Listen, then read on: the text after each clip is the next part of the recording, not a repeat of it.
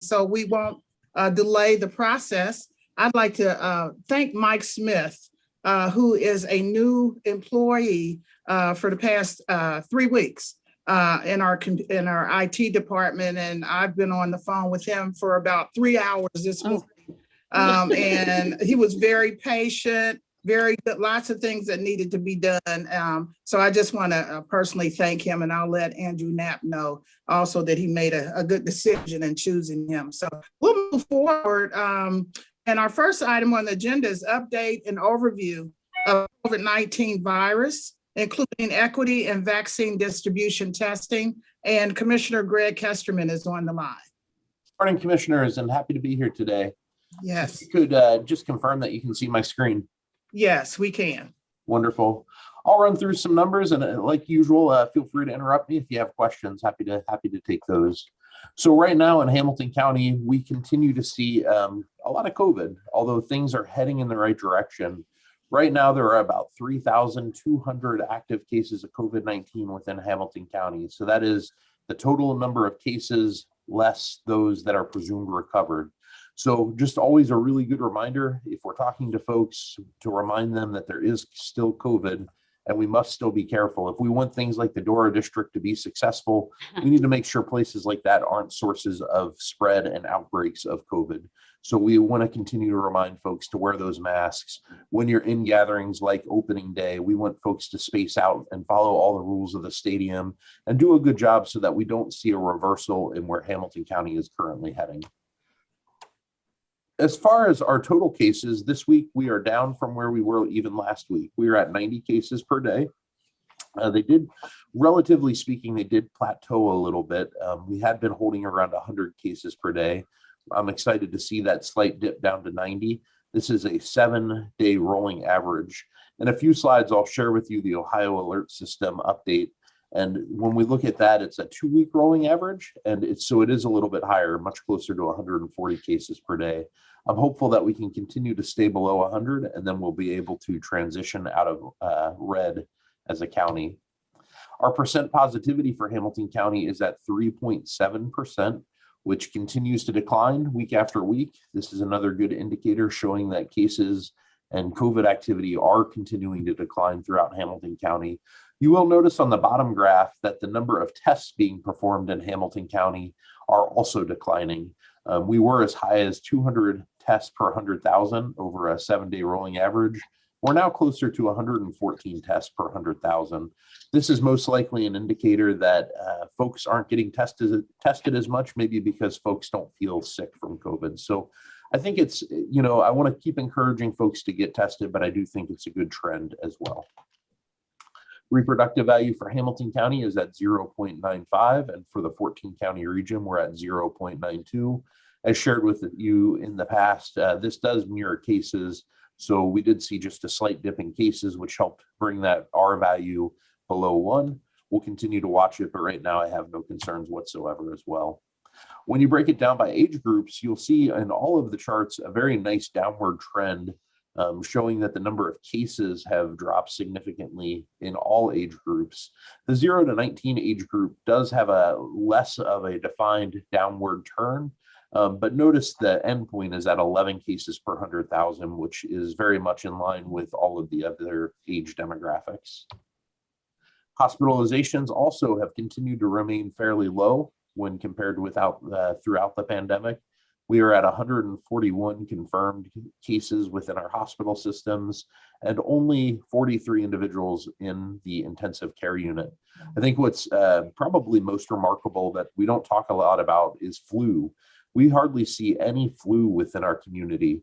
All of the serious cases right now are all related to COVID-19. And I really attribute a lot of this to the wearing of masks that we have done throughout the pandemic. It's done such a remarkable job at controlling other infectious diseases within our community. That said, COVID's very spreadable and very infectious. And so even with us taking all of the steps that we continue to see it within our community. Here's that Ohio Alert System that I referenced a few moments ago. Hamilton County currently has 2 metrics flagged. If we are able to continue to stay below 100 cases per 100,000, we will eventually transition to orange.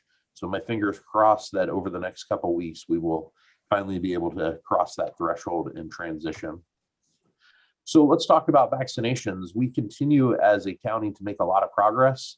The top left box represents the state of Ohio. I think it's remarkable that the state has vaccinated nearly 330,000 people. Of those, health departments in the state of Ohio have vaccinated over 1 million people. So lots of credit to public health throughout the state of Ohio. In many rural counties, public health is one of the only providers. I think it's just a monumental task that's happening here. Looking at Hamilton County, we are at 28% of our total population having received one vaccine. That is 231,000 people. So lots of great progress there as well. Remember that first vaccine does give significant immunity to folks, but we do want folks to take the 2-shot series when they are on the Pfizer or Moderna. And we are getting close to 17% of our population having completed both doses of vaccine. Age demographics, I think it's important to continue to point out that our more senior population is getting vaccinated at a very high rate. There still are seniors and all age groups that are interested in getting vaccinated. And because of the shortage of supply, there still is difficulty at times getting access to shots. That said, when you look at those over the age of 65, which represent, I believe, 87% of the deaths in Ohio, nearly more than 2/3, nearly 3/4 of people have been vaccinated, which is fantastic. This will actually have an impact on the number of folks that end up within our hospital systems. When looking at race demographics, we continue to slightly move the needle. We are at about 14.2% of our total vaccines given to the Black or African American population. And when you look at all of the minority populations, we're closer to 16% of all vaccines being given to our minority populations.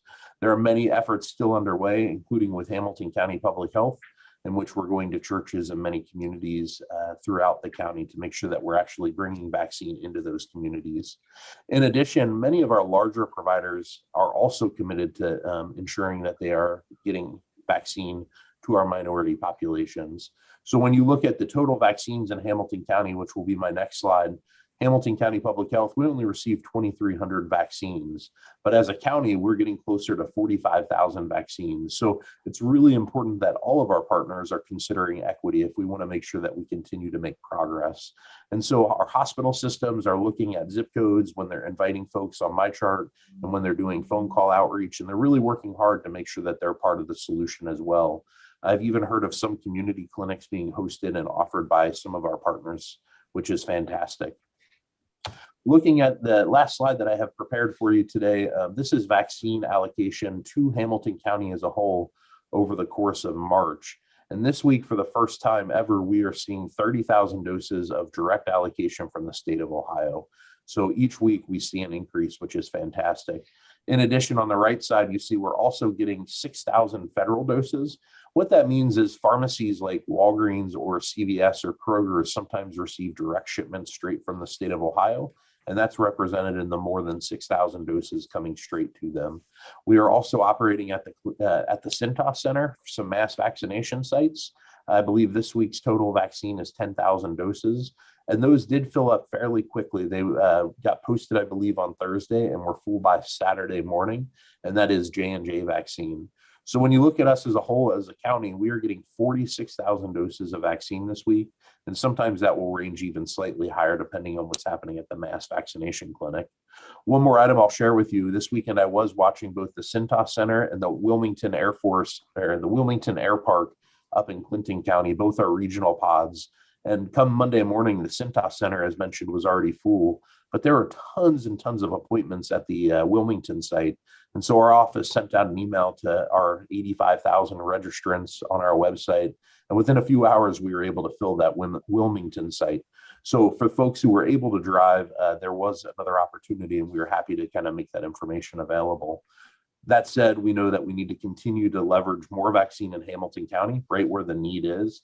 And that's something I continue to share with the governor, that we have tons of need here, and we're really excited to bring more vaccine to Hamilton County. So as supplies start to sit on the shelves in more rural counties, I'm asking him to really make that shift to the urban counties, including Hamilton, so that we can continue to get vaccine appointments. And at some point, it would be nice to have appointments sitting, waiting for people and to ensure that walk-ups could get vaccinated. So we'll continue to advocate for our county to get more vaccines, and I look forward to seeing that day come soon. Those are all the slides I have prepared, but I'd be happy to take any questions. Thank you, Commissioner Kesterman. I just have a comment. The Dora District, I watched it on the news. Just people were so happy, excited, just being together, seeing people they hadn't seen. And so I certainly can appreciate that and understand that. But I'm very alarmed because my understanding masks are optional. This is an area, they said it was an 80-acre area down in that whole district, but people chose to be together, to be together in a small area. And when you think about guidelines, it goes along with children. If you don't give them any kind of rules or guidelines, they're going to stretch what they want to do. I'm not saying that they're children. All I'm saying is they don't know any better because they haven't been told any better as it relates to the guidelines in the Dora district. And so I would just recommend that, not the 6 feet apart, we're not saying that, but maybe groups, it'd be marked that, groups are so much apart because I am very alarmed that we're going to have a surge, and I pray that we don't. But I just like to make that recommendation. Commissioner, if you can maybe pass that on to Commissioner Moore, if she might want to think about that. I know it's a mobile group, hard to do, but if you marked off certain blocks, that would be helpful because we certainly don't want to go back. And that's all I had to say, but thank you so much for your work and your team. Thank you. Were you saying something, Commissioner? I will share that back with Health Commissioner Moore at the City of Cincinnati Health Sure. Department. Thank you for that. Oh, thank you. I'm going to pass it over to Vice President Reese if you have any comments or questions. Yes, thank you. Thank you, Madam President. Thank you, Health Commissioner Kesterman. Wanted to ask about the church operations. Certainly this Sunday, as we go into my faith, I'm a Christian, and my faith, we go into Easter, Resurrection Sunday, and a lot of churches, I know we mentioned a lot about African-American churches, but a lot of churches, not just African-Americans, obviously also suffered in COVID in terms of shutting down or operating at, 10%. A lot of their members, obviously hurt by their jobs. And so a lot of seniors can't come to church, but this is Resurrection Sunday. And I know a lot of churches are opening up for this Sunday. This is the Super Bowl for us. So I wanted to find out, as we're going into the churches, are we still doing the registration? And I know a lot of this, I'm not directing it at you because you don't control the rules, but I want to make sure, obviously, I mentioned this also to the governor, that I don't want us going into churches. We have churches almost like the Cintas, really should be a rental, but we haven't vaccinated the choir, the usher board, the deacons, the trustees, so that we could open up on this Sunday and everybody, we can have a choir, we can have the ushers and all of that. Have we moved or has the state allowed us to move away? So when we go into a church, we could guarantee that their actual church members would be the ones getting the vaccine? Or will it still be that, it's a random thing on your phone and people are coming in, maybe using the church just as a rental like the Cintas? So for all of the churches that our agency has gone to, possibly with one exception early on while we were still learning, the first opportunity we give for those vaccination appointments is to the church, meaning we ask them to do outreach and to help us fill the spots. To help them with that process, often they give us a list of names with phone numbers, and I have a team on a call bank that essentially is calling folks to fill those appointments. Now, this works really well most of the time. Sometimes those appointments aren't able to be filled up within folks known by the church. And so when that happens, then we look to the zip code in which the church is located, and we'll do outreach just to those zip codes. I really truly believe when we're taking our clinics to the communities and to the churches, I really want to draw people from that community as opposed to from the entire county.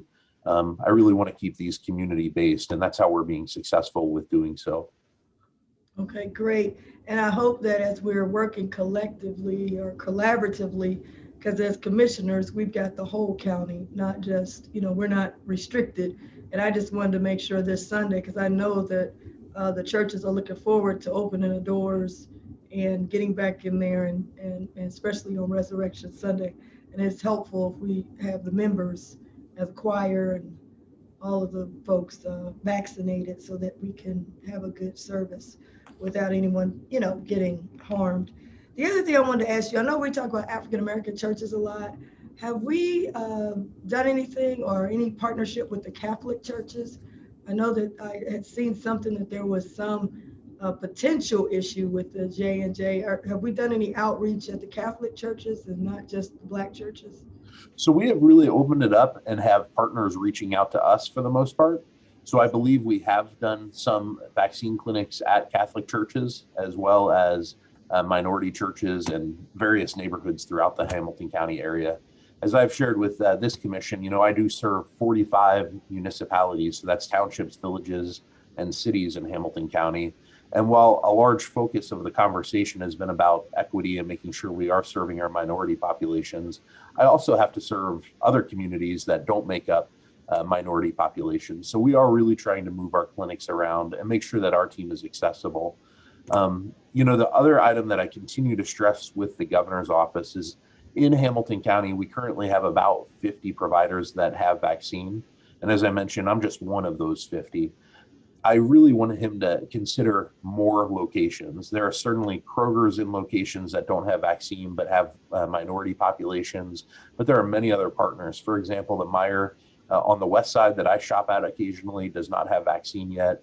There are tons of other providers, about 100 more providers in Hamilton County that are ready and willing to receive vaccine. And I really believe that the majority of our population would prefer to go to a provider that's close to home. And so by expanding the number of providers as we get vaccine, I think makes vaccine more equitable and more accessible. One example of that is I don't personally enjoy getting vaccinated in a mass clinic. It's a large clinic. It's a lot of people. I don't really like being around a lot of people during a pandemic. And so if I could run into my Meijer or my Kroger right by home, I think it's a little bit more convenient and less threatening to myself and many other people. So I do continue to advocate for vaccine and getting it spread out more too. Thank you. And I'm glad you brought that up. Like you said, we're dealing with the equity, but we also have other municipalities. I know you don't handle the city of Cincinnati or Norwood, but there are other municipalities. That's why I'd asked about other denominations and other outreach to make sure we're getting out there. The other question, I know that Cintas, there's a rental, so they pay for a rental. And one of the things I was just concerned about with the churches, even the ones that we go inside, we're using their gas and electric. Is there any grant program? I was asked by some of the churches, are there any grant programs that would do like, Cintas is not opening up for free. Is there any, do we have anything like that that you're aware of, or someone else might have something? I am not currently aware of anything. I'm actually not aware of any financial arrangements with the Cintas, although it would make perfect sense that they would want some dollars to recoup their staff costs at a minimum. But I'm not aware of any grant dollars available. Okay, I just was asking that because I know they got gas and electric, and those bills kind of go up. And my last question is, CDC just came out with something. The head of the CDC was saying, and I think this goes back to what President Dumas was saying, warning us about. The CDC said they're afraid that they're starting to see some cases kind of going up a little bit in the United States, and the second strand. And could you give us an update on that? I just read it in Politico and I was like, whoa, is that something we should be concerned about? Or? Yeah, I watch these numbers daily. I'm very much in tune with them. And luckily here in Hamilton County, we've not seen that increase. But when you hear stories like that, and then you see things like what's going on in the Dora district and with people gathering outside of bars in Clifton and folks getting excited about spring, I certainly worry a lot about any increase in COVID cases. We have, as I mentioned, 3,200 active cases of COVID within our community. Those are 3,200 opportunities to spread COVID. And so it's very easy for where we are at today, the success that we're seeing today, it's very easy for that to turn negative. And so every chance I get, and I'm sure every chance each one of you get, it's important to remind the folks that we're around to be careful. The last thing we want to do is see any slip in the progress that we're making. And really, from where I sit, Hamilton County has been a leader in the state of Ohio. We've continued to be low with our cases when looking at the other metropolis cities or the other urban areas, and we continue to be a role model, but it only takes a few people to make this go in the wrong direction. So we'll continue to watch it, and hopefully we continue to stay on the right path.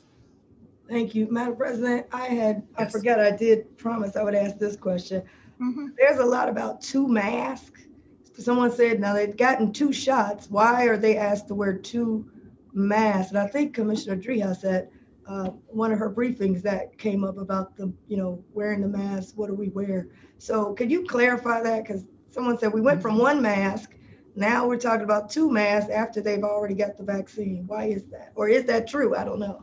So the general rule of thumb, and what I've heard and read the most about, is making sure that if you wear a mask, you wear it correctly. If you're wearing something really thin, there was some talk early on about like gaiters not being the best type of mask to wear. And when you look at a gaiter and you stretch it out, you can almost see through the gaiter. And so that really thin cloth is not great for protecting us from spreading or aerosolizing particles and protecting us from breathing them in. Now, the mask that I often wear, the public health mask, is 2-ply. And so it's 2 pieces of fabric, which means it's better than 1. It's a little bit thicker. But probably the most important thing with all of the masks is making sure that when you wear it in such a way that it's tight to your face. And if it's got a nose bridge, you cinch the nose bridge so that it keeps all the air in. If you have large pockets of air, it can come out from over top of the mask and it's not as protective. So, it's like that whole, am I wearing my mask correct when my nose is hanging out? Absolutely not. But if you've got it like this and it's not very tight, you're not really doing a good job. It's just not as obvious. So I just try to encourage folks to wear that mask as tightly as possible and to try your best. And I think that's really the public health message that I hear most often. Thank you, Madam President. Thank you. And Commissioner, the shields that people are wearing, it seems to me they should be wearing masks underneath the shield because you're open on the bottom. So could you comment on that? In Ohio, kind of going back to the Dora district, when you're outside, there's no requirement to wear a mask. And so any barrier is welcomed. But once you step inside in the state of Ohio right now, that mask mandate, it would require you to actually wear a cloth mask or some sort of a surgical mask to protect. The barrier that you see when somebody wears like a face shield, it creates some barrier, but it's not acceptable in Ohio's mask mandate. I have heard folks say that they wear that as an alternative because of a medical condition. So I would say if that's a true statement, some protection is better than none, but really the mask is what we're asking folks to wear. Thank you. Commissioner Dreehouse. Thanks, Madam President. Thanks, Commissioner Kesterman, for being on today. So you mentioned how we are seeing an increase in the number of vaccines or doses that we get in Hamilton County week after week, which is great news. Tell me how many doses are both the Hamilton County Public Health and City Public Health, and really Norwood and Springdale as well, getting related to that increase? So we have continued to get about 2,300 week after week. The City of Cincinnati Health Department, they also offer vaccine at, I believe, 7 federally qualified health centers. So they're getting a little bit more vaccine than us as well. Norwood and Springdale have been fairly consistent between 300 doses, and I think Norwood just bumped up to about 600 doses of vaccine. Okay, so we're remaining rather steady at an elevated level from a couple weeks ago, but still. So, and the reason I ask is because you mentioned the equity work that you do, and I think it's really important. And I've spoken to the governor about this as well, that the public health systems continue to get robust amounts of vaccine because we are intentionally going into communities that are hard to reach. We have the data, we know the zip codes. We know where people aren't getting vaccinated. And so we're doing outreach in those areas. And so I think it's very important to make sure that the groups that have the mission to do that equity work are seeing that increase in the vaccine as we go. Not that the other systems aren't, because I know the health systems, the hospital systems are setting aside a certain number of doses, especially for those that call into 211 and need, special help to get the vaccine, have some additional challenges. And so I know we're all trying to work in that equity space, but I was just curious to know if the increase in doses was reflected in that work. Is some of that too is these mass vac sites, correct? I mean, a lot of it's like the big bulk opportunity. Yep, that's correct. One additional strategy that kind of gets missed with the information that I'm sharing, but when we see an area like, for example, Addiston right now is, in the communities that I serve, one of the lowest vaccinated populations. In addition to me doing some outreach and maybe a small mobile site that we're hosting there in Addiston this week, we are also lobbying for a business nearby to get some vaccines so they can vaccinate their workers, but also open up to the community. And some of these types of outreaches, I see little pockets and missed areas. I'm able to work directly with the governor's office as well as the State Department of Health leadership to advocate that they get vaccine. And the state has really taken my comments to heart and actually does get vaccine to these providers, which has been impactful as well. Yeah. And to your credit, Greg, I mean, you're doing such good work in association with Melba and the city. And we did get an increase in vaccine down here because of the work that we did with the city and the health collaborative, because we are being so intentional with this equity piece that we got extra doses because of that. So I do applaud you and your partnership with the city and the health collab to make that happen. One other comment related to the DORA, Commissioner Dumas, I was down in the DORA on Friday. I want to think, because of my age, I went a little earlier than maybe some of those young people that you saw. And so I was down there for a happy hour. We were outside. We were in a kind of the bubble group. And there wasn't a lot of mixing going on. My understanding is that did not play out on Saturday night. And so, and I live in Clifton where, I shouldn't say the name of the facility, but Greg and I have shared stories about some of the bars in Clifton where the line is, down the street and these kids are not distanced from one another. So I guess, Greg, the message here is, hey man, hang in there. Everybody's eligible right now to get the vaccine. So whether you've had it or not, you need to get the vaccine so we can keep everybody safe, because some folks are less worried, I think, than others, and have definitely let their guard down. So, I thank you for your efforts to message that out. We'll all continue to do the same and try to get those younger people vaccinated so that we can make sure that we don't have to see that kind of spike that, Commissioner, you're talking about. And then we end up closing schools and businesses again. I mean, it's the last thing we want. And people get sick and the hospitals get crowded and all the rest of it. So good point taken. It wasn't my experience, but I understand that I may have been there a little bit earlier than some others. So right.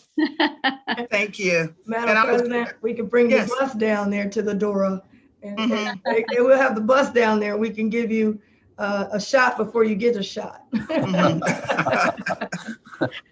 Well, you're right. And I was going to say cameras don't lie, but cameras do lie sometimes. So hopefully, like I said, we'll move forward and what we saw, we won't see again. Not to that extent. So yeah, older people go, sorry. No, I hear you. When older people go in earlier and are more conscientious about it. But thank you so much. And I'm thinking about Commissioner Driehaus, and as Vice President Reese mentioned about talking to the governor, and when we're on those one of the calls with the governor, and I remember the governor telling Commissioner Driehaus, okay, Denise, I got your point. You got me at the first whatever. So we have really been advocating along with Commissioner Kesterman for Hamilton County. And I think that's why also things have changed. So, okay, with nothing more being said, I'll move to item 2. Thank you, Commissioner.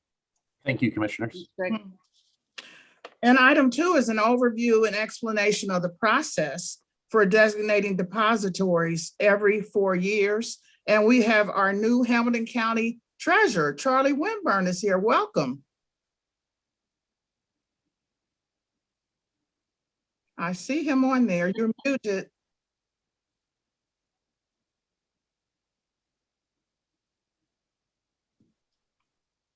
Hello?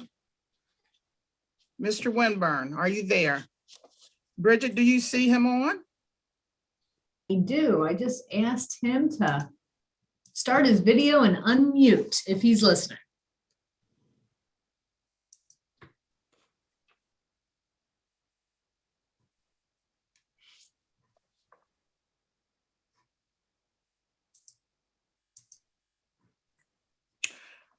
Okay, we can come back to him, that's for sure.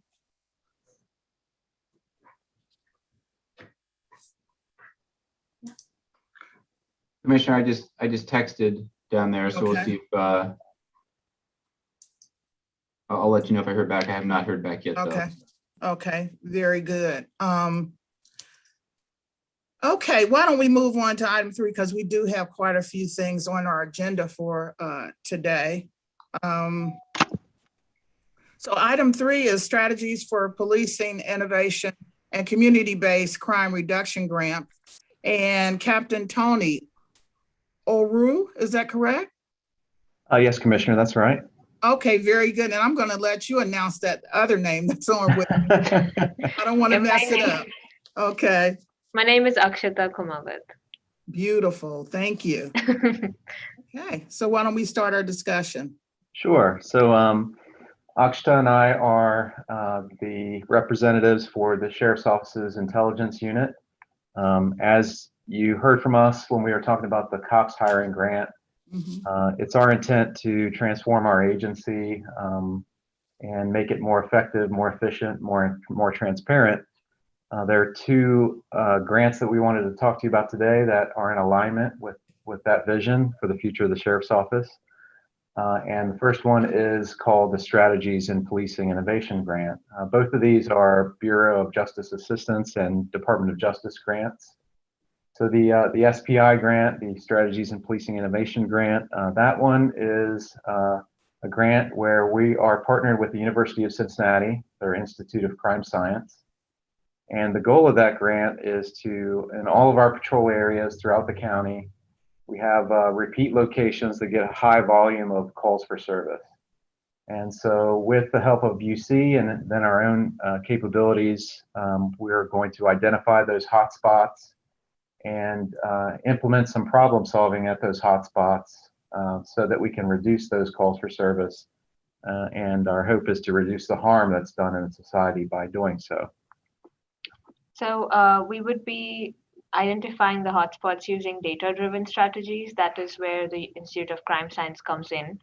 And then we're going to get the problem solving started through the SARA model, which is evidence-based. It starts with scanning the problem area after identifying those hotspots, and then analyzing what the root causes might be there in that location that is attracting all the crime opportunities to that location, and then tailoring a response that would cater to that specific criteria and specific demographics and specific requirements that the problem needs solving, and then assess whether those techniques were actually effective or they worked or not.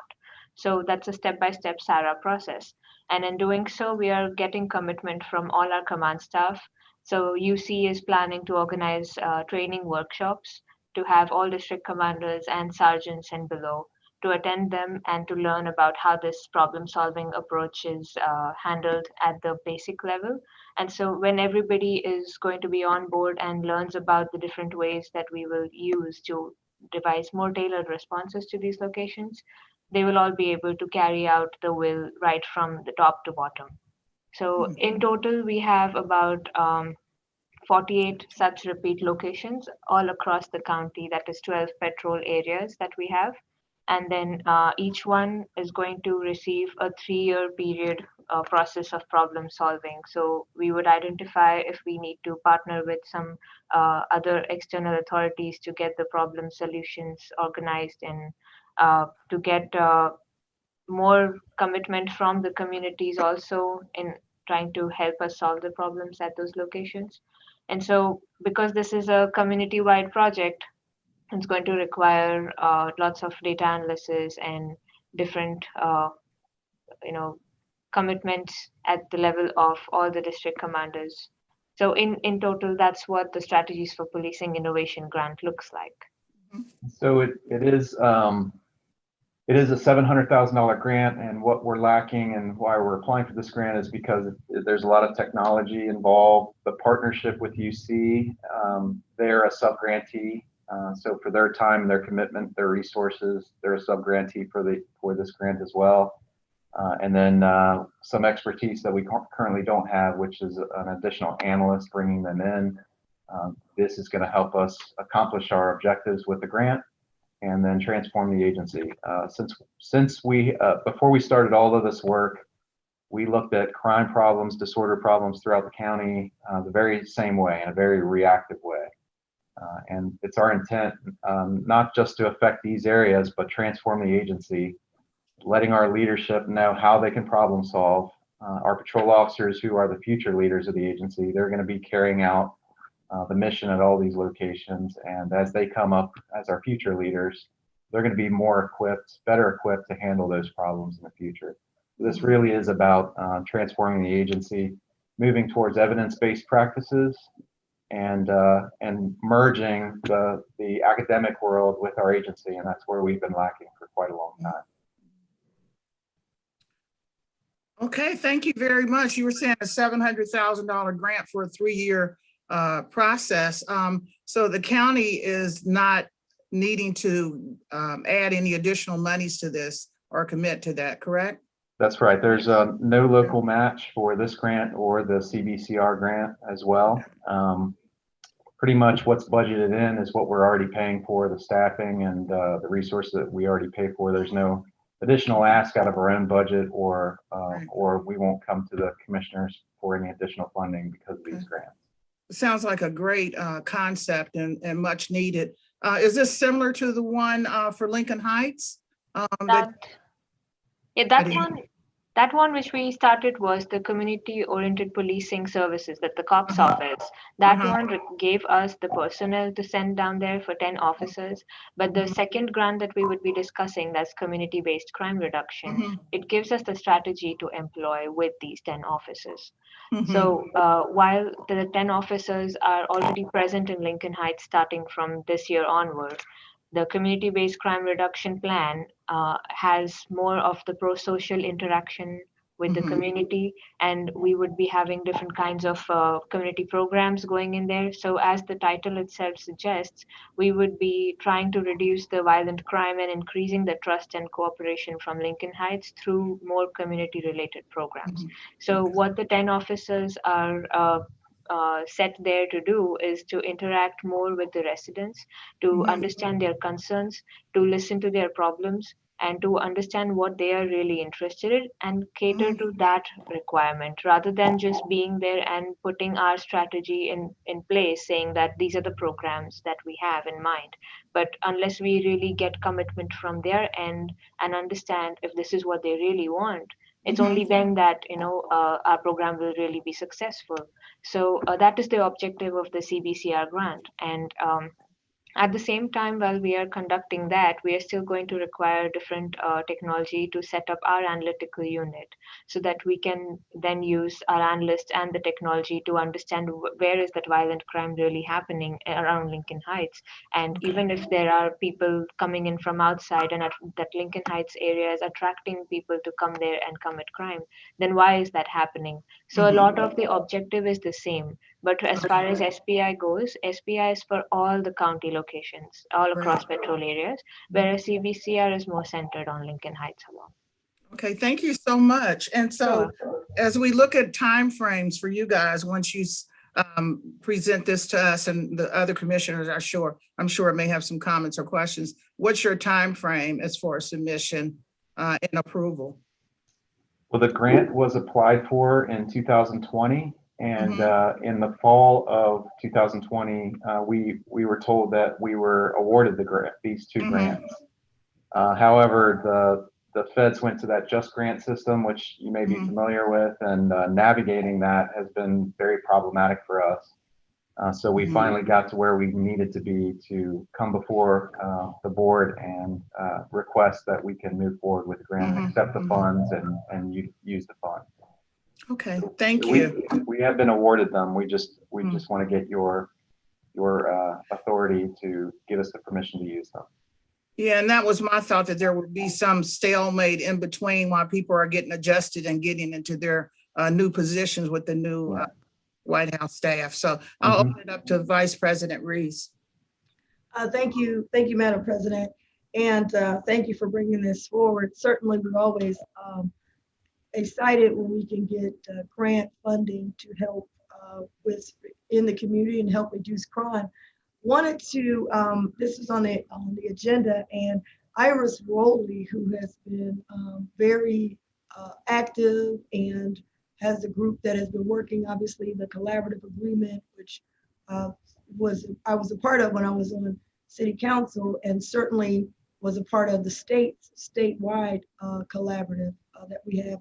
But there were some questions whenever we do this, I always ask, and she wanted to know how is the community involved in this? And if SARA was used, which is the Scan Analysis Response Assessment. And she wanted me to ask that question when she saw it on the agenda. So she wanted to ask that question and to see, are you working with folks like Iris Rowley and others who have been in this space with community police partnering and relations?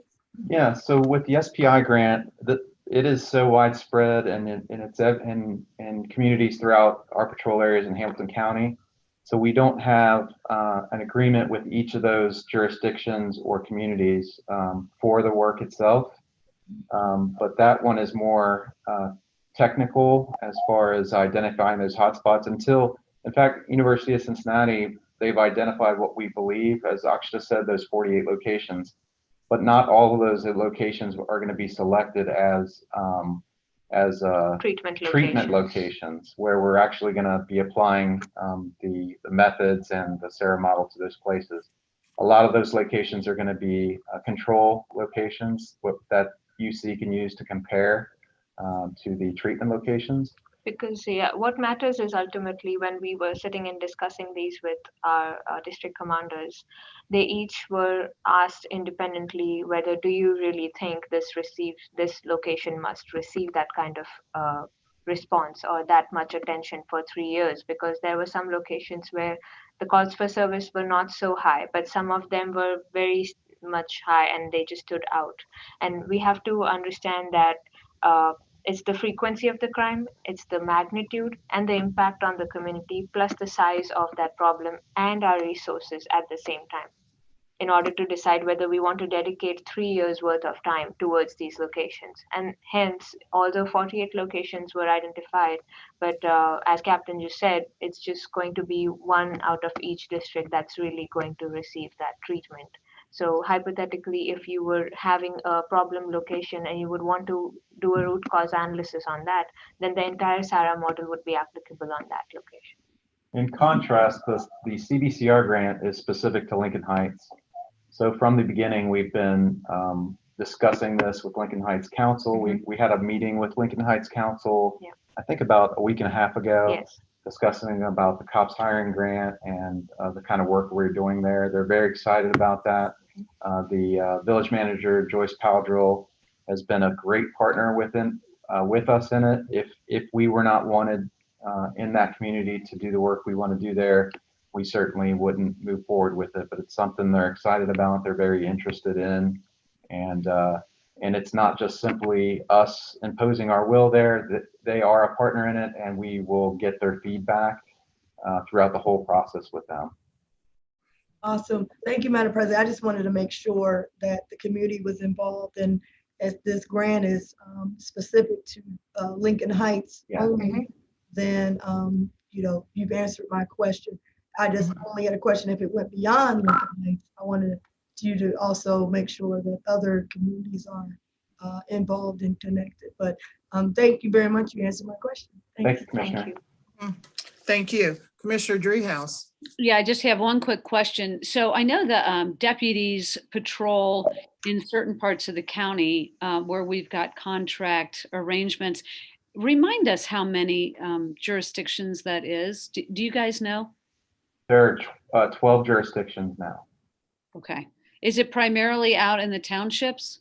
It is. That is right. Most of them are the suburban townships all around Hamilton County, Anderson Township, Sycamore, Sims in the north and the west. Silverton, Yeah. Columbia Township, and then in the west we have North Bend, Cleves, Whitewater, Miami Township, Harrison Harrison Township, Crosby Township. Township. Yeah. Okay. Okay, great. Thank you. I just, yeah, I just lose track of where the Yes, contracts are. So thanks for the reminder. Mhm. Okay, Madam President, yes, if it hasn't been made clear to this point, just wanted the board to know that you would reference next steps on this. And I think there was mention that we had worked through some administrative issues with the federal grant system, but this grant is now ready for appropriation. So we have it on as a by leave for Mhm. Thursday for both of these. So absent any other questions, we would plan on advancing this as a by leave on Thursday. thank you very much. Welcome. Okay, well, thank you both for being here. Certainly appreciate it and all the good work that you're doing. Keep it up, okay? Thank you very much. We will. And let us know how we can be of help. Thank you.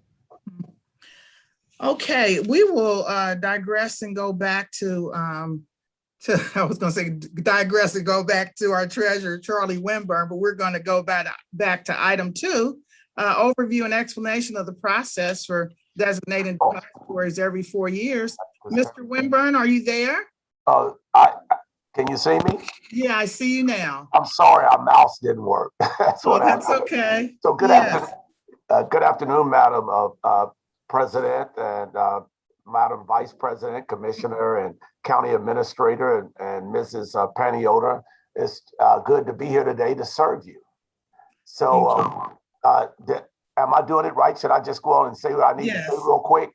Yes, you should. Okay. Hey, again, thank you very kindly for the opportunity. What I wanted to say that every 4 years, the Hamilton County Commissioners and the County Treasurer come together to discuss the process of designating county depositories of active money.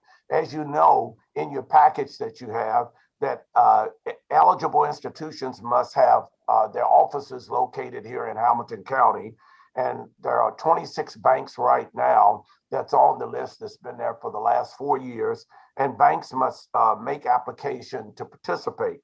What I was able to do, according to the Ohio Revised Code 135.33, on March the 18th, I submitted to the Board of County Commissioners our statement. I have submitted the estimate of the aggregate amount of public monies that may be available for deposit as active monies at any time during the next 4 years. And as you know, that next 4-year period starts from August the 24th to August the 23rd, 2025.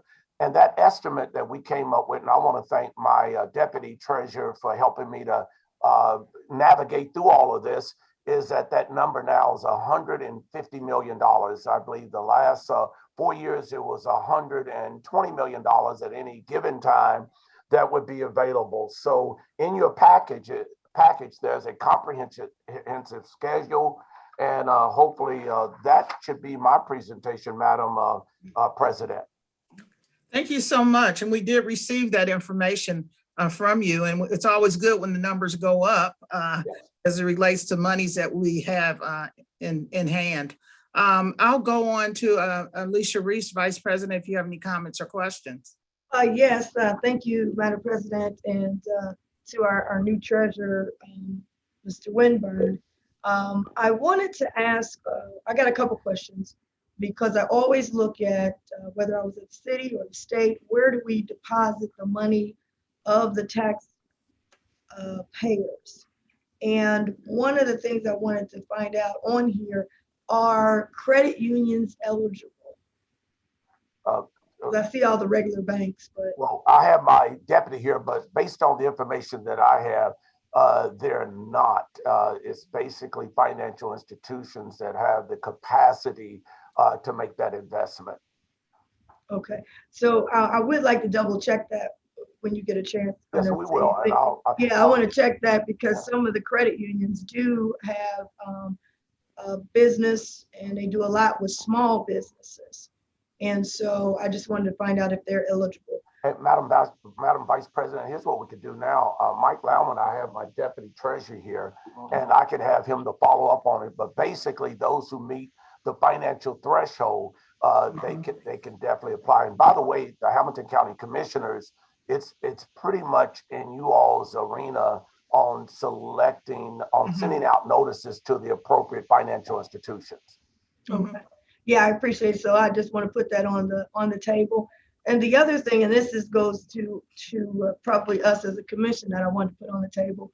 I'm always looking at financial institutions that if our taxpayers' money is going to go to them, I want to see a track record, put our money with institutions that have a track record of loaning, has a track record of no redlining, has a track record of also recognizing our contract. And I'm going to be checking on this with our administrator, Jeff Ludo. When I was at the city, we had a payday, 30-day pay, prompt pay.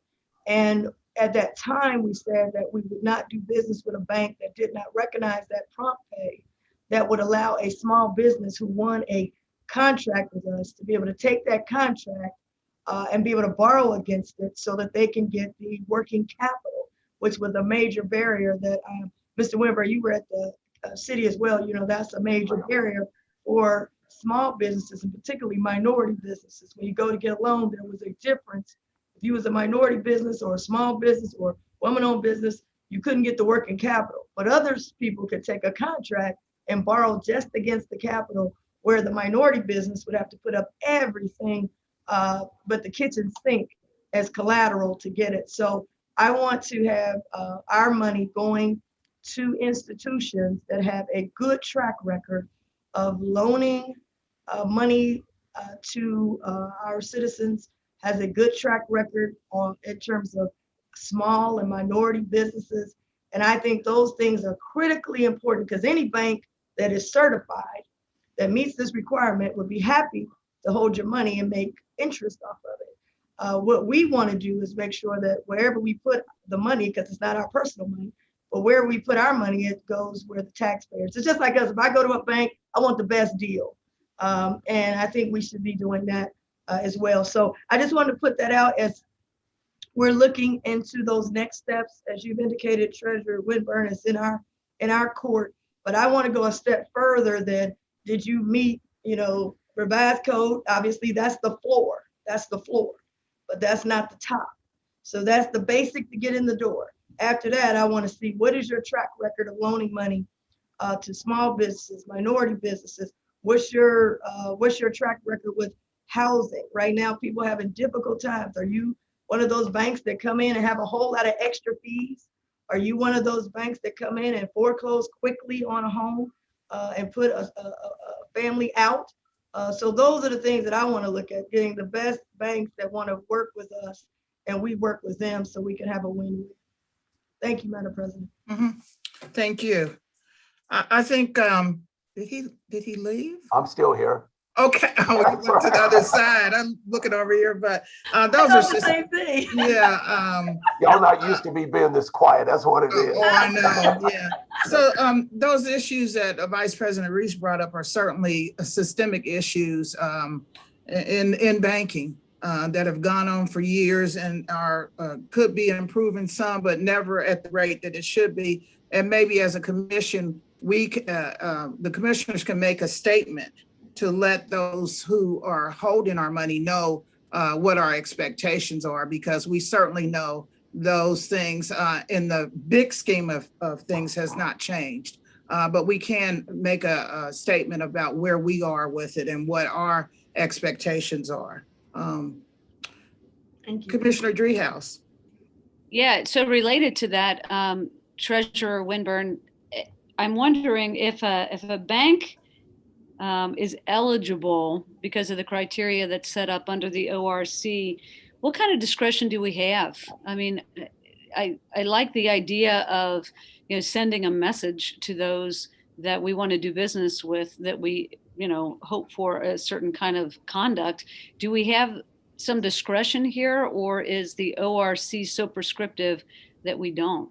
Yeah, could you just be a little more specific on what type of, because when all of the packages come back to us, my staff and our deputy treasurer, we're actually going to take a look at each one of those. And I would like to take direction from you all within the law of if you can give us more clarity and more direction on what you're looking for, because we will recommend pretty much the package that will come in, and then ultimately, I'd just like to know what criteria you're looking for. If you could help us to give us a little direction, I think that would probably be the better position, because I don't want to rule out anything. Now, I'm new, and I just want you all to know that I'm not going to be a rubber stamp for anybody down here. Y'all know me. You know me very well. It takes me a little time to learn, but nobody's going to tell me what to do. So, but you come up with the criteria on what you're talking about, and my team, we will look at it. And when we get to that ultimate process where that one is recommended, we will take those in consideration within the law. So I hear you saying we do get some discretion then. I don't know. Okay. I must say that I just don't know. Okay. But I don't know what that means, but I think if you give us some direction, that will help us to find out whatever's in the law. I always say, if it's legal, moral, and ethical, count me in. So I'm open to, and I hear what Madam Vice President is saying, and I want you to know I understand what you're really saying, and we all can be honest about it, is that financial institutions over the years have not been really that supportive and equal opportunity, and especially helping the minority communities. And I'm aware of that. I'm very sensitive to that. I served on the Civil Rights Commission, and I understand how some of this stuff looks. So I'm not naive, and I'm not a puppet for someone down here in the treasurer's office. So I just want y'all to know that.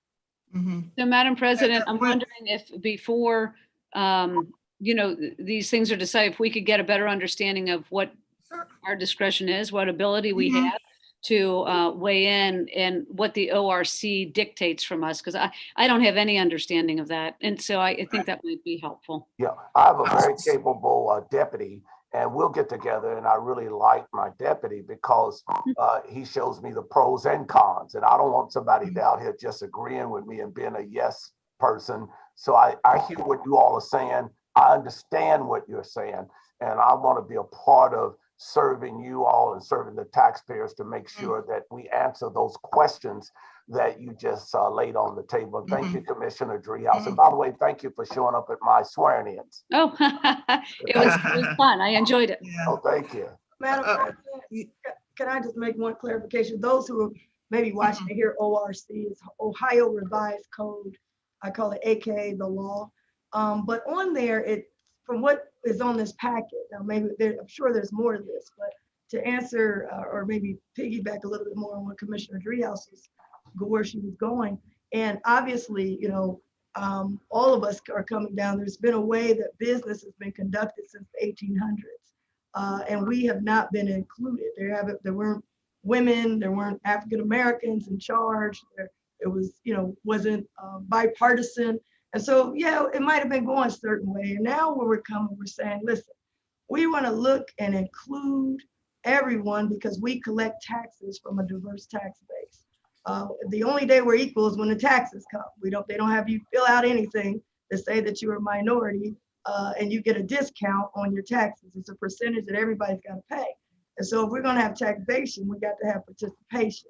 And so we've got to look at our dollars, where we invest those dollars. But this revised code, from what I'm reading, and we could get the legal people to get more interpretation, what it basically says is who gets to qualify to get the banking. So you have to do a certain thing on here. You have to be able to do certain things according to the FDIC, revised code, insurance, inspection from the Ohio superintendent. So it just tells you what banks are qualifying. I don't see anything, at least what I received, and I'm sure I'm looking forward to receiving more. It doesn't say that once you have developed this list, these are people who could qualify. It doesn't dictate that you have to do these entities. You have to pick from one of these entities, but it doesn't tell you exactly which entity. So I would just hope that we can look at, to me, I think that's the floor, but also look a step further, because all of us are concerned about foreclosures, all the things that are people holding on their homes. I know Commissioner Trias did a lot of work on that.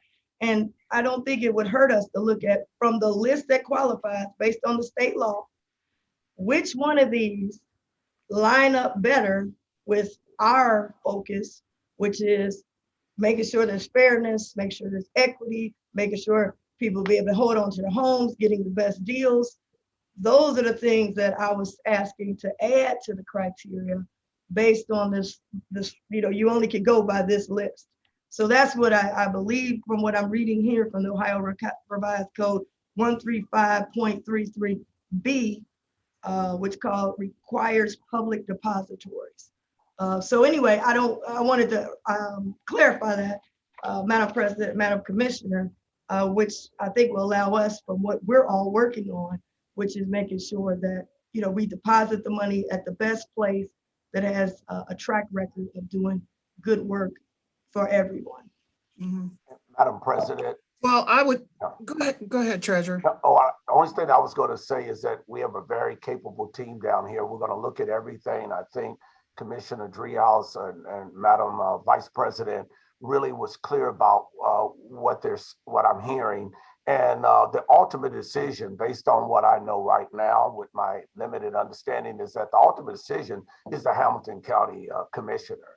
Although commissioners, we'll make a recommendation as county treasurer, but that ultimate decision, and I realize, is under you all's leadership, Madam President. Mhm.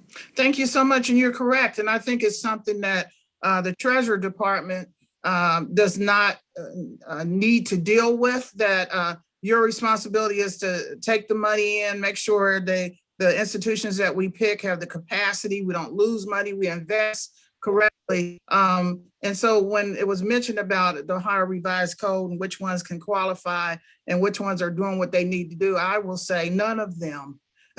In other words, it may be one entity, Fifth Third or whatever, is doing 10% better than PNC. I'm just throwing out names, but none of them are where they should be. And so I look forward to the Treasurer's Office deciding which entity handles our money the best.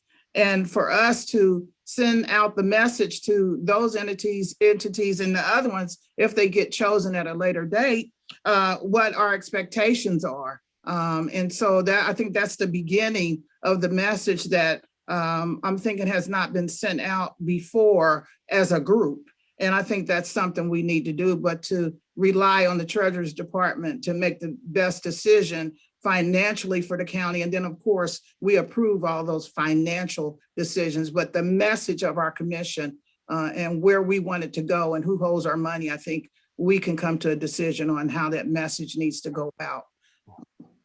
Madam President? Yes. If I could, so I appreciate the board's discussion today with the treasurer, and the discussion is actually right in line with the reason for bringing this forward. I don't know that we have brought this item forward for a staff meeting in the past, but we had discussed with the treasurer's office and with Assistant Administrator Bergen as well, the idea of bringing it forward prior to the work being done on this, which I think we still have a little bit of time here to have this precise policy discussion.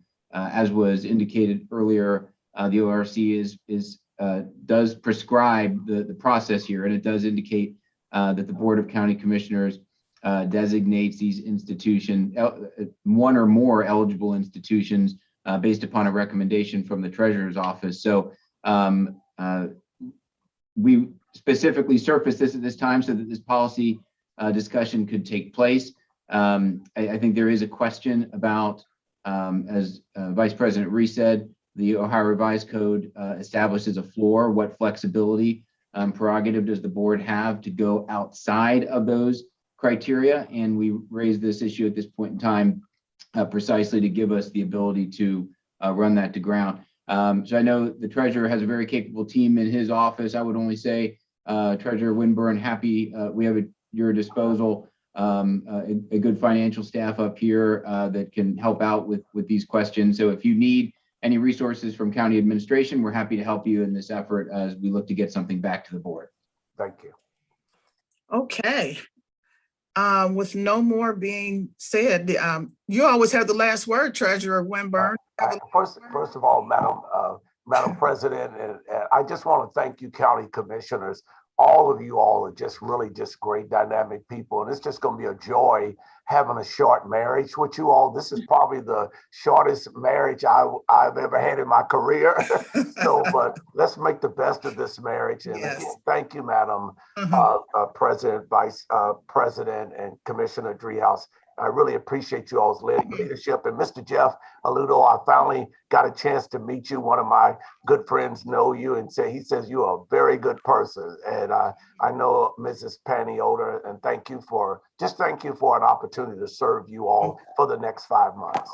Thank you so Thank you, much. Treasurer. Madam President, Thank can you. we make sure you're not gonna get off that easy? We're gonna have you come back within your 6 months. Because there's still a lot of work to be done, and we look forward to working with you. So many people right now are struggling with their property taxes, and we need to work with the Treasurer's Office as we've done in the past to get that done. So love to have them back, Madam President, as we work together these next couple months. Madam President, if I could just make one comment, can you hear me? Certainly. I can hear you. Madam President, I would like to, because I respect protocol and leadership, I would like to meet with you soon to share with you some initiatives, 2 initiatives that we're coming out with in the Treasurer's Office. And I'd like to at least go that way and hopefully come back before the County Commissioners and share with you 2 initiatives that I'm working on. Okay, great. Thank you. Thank you. Okay, we'll move right along. Our next item on our agenda is strategies to end homelessness, Maslow's Army. Jeff, you're going to lead the discussion on this? Sure. This is just a quick update at the request of the board. I know there had been some media out there about the day shelter that is currently operated by Maslow's Army that has become, especially during the time of COVID, a pretty critical piece of infrastructure, as we've seen an increase in the amount of homeless, the relative proportion of homeless on the street. There was some media about them facing a lease issue due to a lack of funding streams. And we had talked about continuing that funding for that day shelter moving forward. We have talked with Strategies to End Homelessness. This has been part of the county's plan to keep that infrastructure moving. Strategies is going to front the rental payment for Maslow's Army. We will be returning in a week or two to the board with an amendment for Strategies to End Homelessness for their grant that we provide to them for sheltering of the homeless during COVID.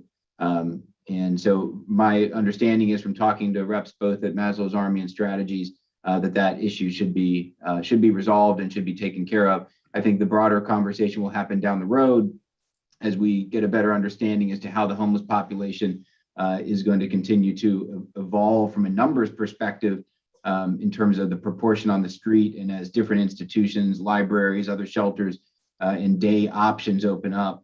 What is the role for the day shelter moving forward? And to be clear, Maslow's, I think, has done a great job with the shelter that they've established and the outside resources they brought to bear. We'll just need to have that conversation as we move towards the end of the year, and whether or not this plays a role in future funding decisions for federal funding we have, et cetera. Thank you so much, Jeff. I just want to thank you and your staff.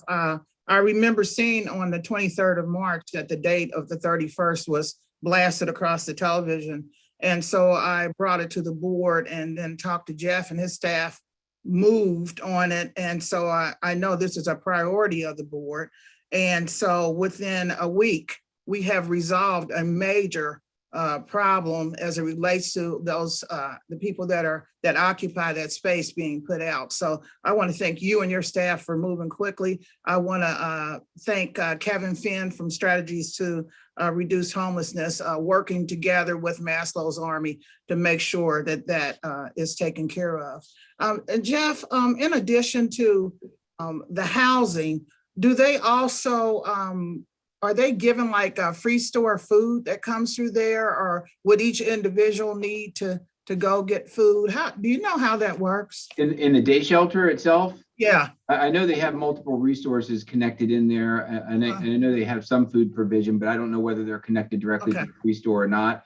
I can reach out to, in fact, I was supposed to go down there a week or so ago and tour the facility, and wasn't able to do that a week ago, but I can report back to the board on the full slate of services that they have, that they operate through the day shelter. And in fact, I was talking with Kevin, you mentioned Kevin Finn, I was talking with him earlier, and I think it probably would not be a bad idea to have them into a staff meeting in the near future to provide an overview of just the entire evolution of the homeless situation during COVID, including the day shelter, as it is the newest piece of infrastructure to help address the issue.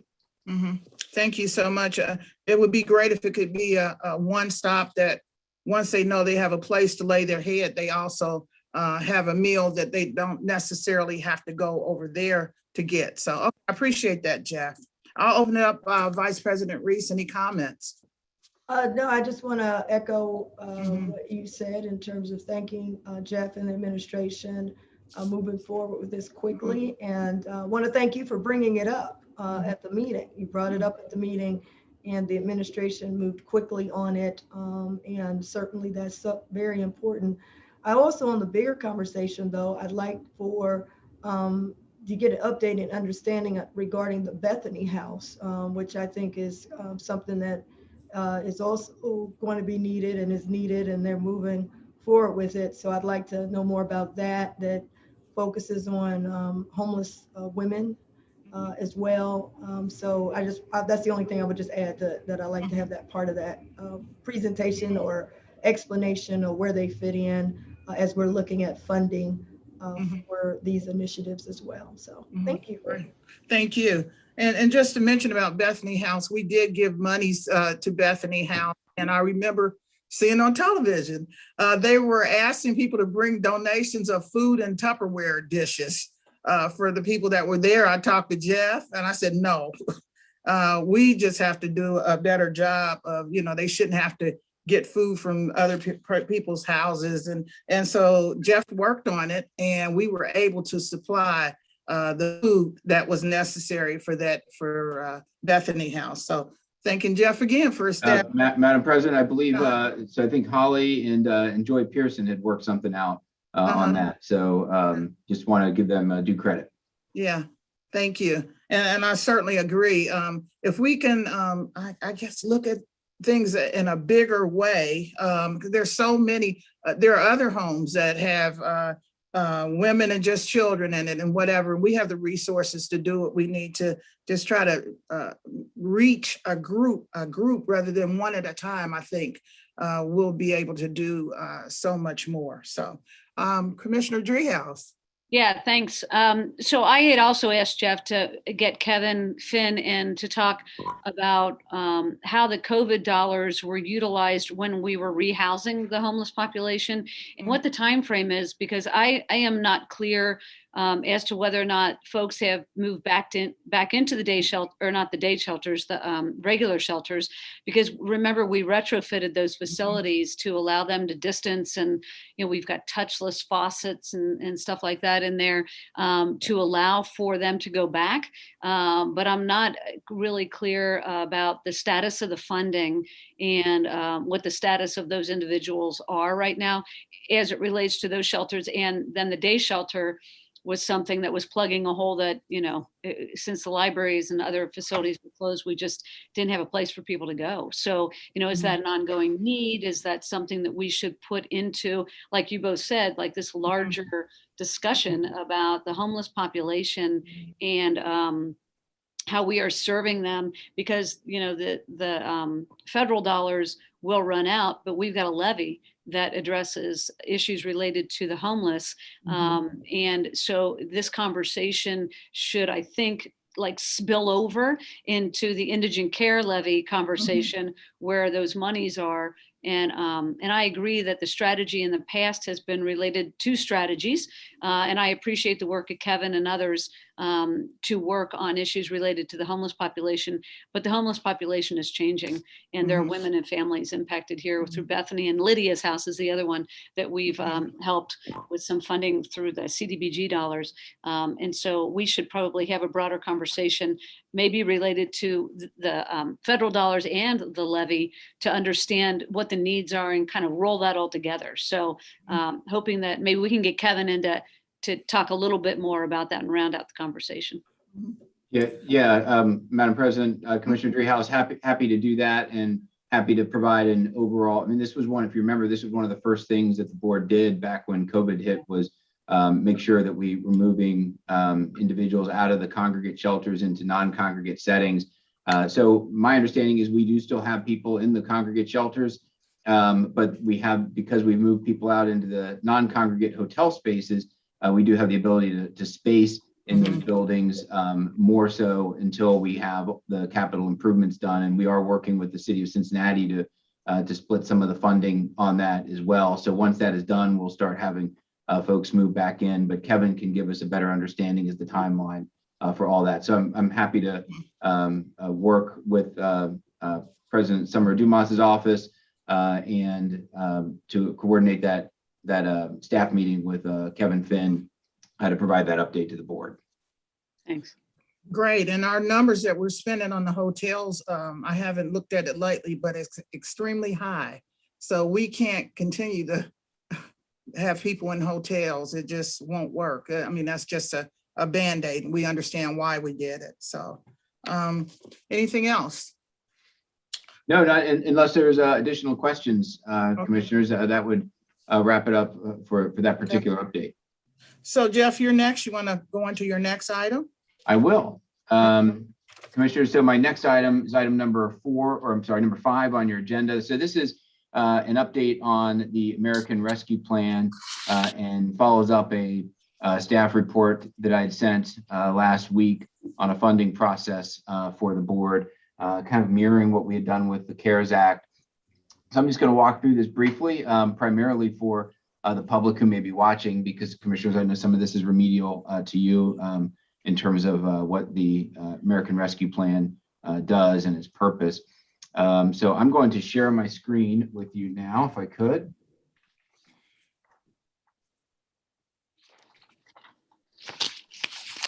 Okay, can you see that? Yes. All right. So first and foremost, just a little bit of background on the American Rescue Plan. The bill, as you are aware, provides relief to address the impact of COVID-19, specifically, though the economic and the public health issues related to it, and also those specifically related to state and local governments, as well as individuals and businesses.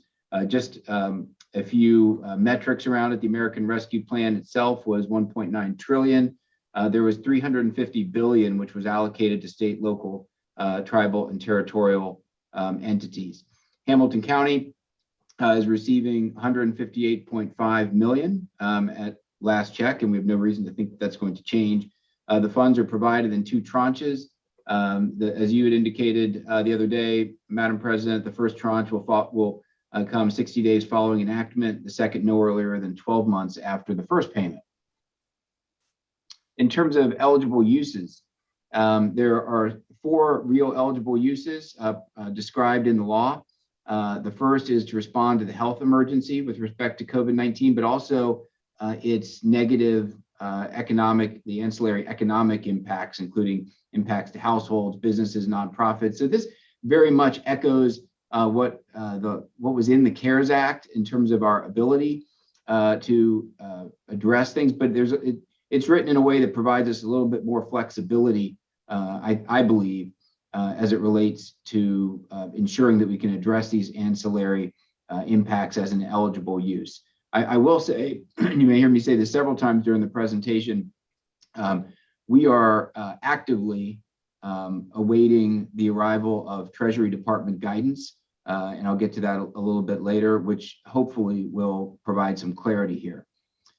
Secondly, though, and I think this was language straight out of the HEROES Act that was a piece of legislation in 2020 that did not pass, but to respond to workers performing essential work during the COVID-19 public health emergency by providing premium pay to eligible workers or providing eligible grants to eligible employers that have eligible workers performing that work. So this is kind of a premium pay, we've heard it called hero pay, et cetera, relating to people who are doing work directly related to the pandemic during this time. Item number 3 is an item that was really fought for very hard by local governments all across the United States, and that relates to some recognition that there are multiple revenue streams, and it varies from government to government, both in terms of whether the government is impacted, and if it is impacted, the specific revenue streams that might be impacted. But eligible use number 3 allows for the provision of government services to the extent of the reduction in revenue due to COVID-19 relative to revenues collected in the most recent fiscal year prior to the emergency. That was language that was pressed for in the CARES Act, was not included in the CARES Act, but was included specifically in the American Rescue Plan. And finally, specific language related to making necessary improvements in water, sewer, or broadband infrastructure. A couple of prohibited uses outlined. Funds cannot be used, and this has been the subject of some media attention lately. Funds cannot be used to directly or indirectly offset tax reductions or a delay or to delay a tax increase, and cannot be deposited into a governmental pension system. And the department, I just wanted a note that the Department of Treasury is the administering federal agency on this, again, as it was with the CARES Act. And as I indicated earlier, there is guidance forthcoming. As I said earlier, I mentioned this several times. I think it's very important, as we learned back with the CARES Act, that we wait on that guidance. We know that NACO, the National Association of Counties, the trade association representing county government in the United States, has submitted a long letter to the Department of Treasury asking for clarification on various issues. And until we get that guidance, I think it's prudent to go through a planning process. You would not see a direct recommendation of specific programming from the administration at this point, just given that dynamic. We've got questions on everything from how this can be used for specific capital projects, how far we can go with the interpretation of ancillary economic impact in the community. There's a whole host of questions we have as to how we would implement this that I think ultimately the board will want to know, so we don't have to backtrack on something. And we had to do it a couple of times. Fortunately, we hadn't gone too far down the road in the past, but back with the CARES Act, there were some things that we had to backtrack on a little bit administratively. There were also things that we had to wait until the very last second. You might remember there was a question about the use of funds in the CARES Act to fund public safety payroll. And we had local governments all throughout the county needing to reimburse public safety payroll.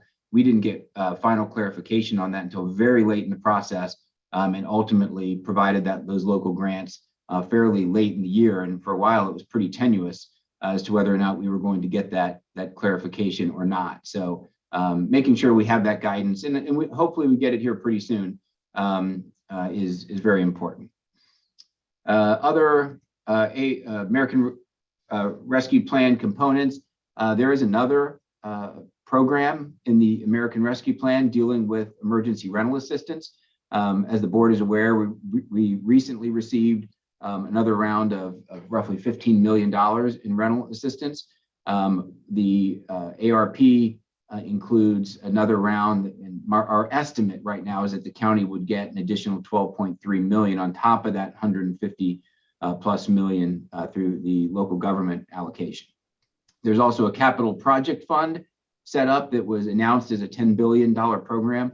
We think at this point it's likely to flow through states, but it is something that we will obviously be gearing up to work with our partners to make some project recommendations, and we'll certainly be discussing that with the board. And there is a the state local allocation must be spent by 12/31/2024, which gives us a lot more time to plan. Although, as we've discussed, we know that there are needs out there in the community right now. We don't want to let grass grow on this, but we do have the benefit of a bit more time to plan deliberately on this. Whereas with the CARES Act, we were essentially building the plane as we were flying it, and trying to get the money out the door as quickly as possible. One objective, the objective that the administration is recommending is to develop a 3-year plan that targets the American Rescue Plan funding to help address the county's top priorities and community needs. So as we've indicated right now, as we looked at what we've heard from the board, we've looked at the current policy agenda, what we've heard over the past 3 months since the new board has been seated, roughly 8 major priorities: job creation, affordable housing, budget stabilization, economic development and community revitalization, equity and inclusion, enhancing internal operations, community resiliency and preparedness, and workforce development. I think there's a lot of things that fit underneath that umbrella. But again, looking for board guidance in terms of these priorities. And of course, all of this is dependent upon what we wind up hearing from the Department of Treasury.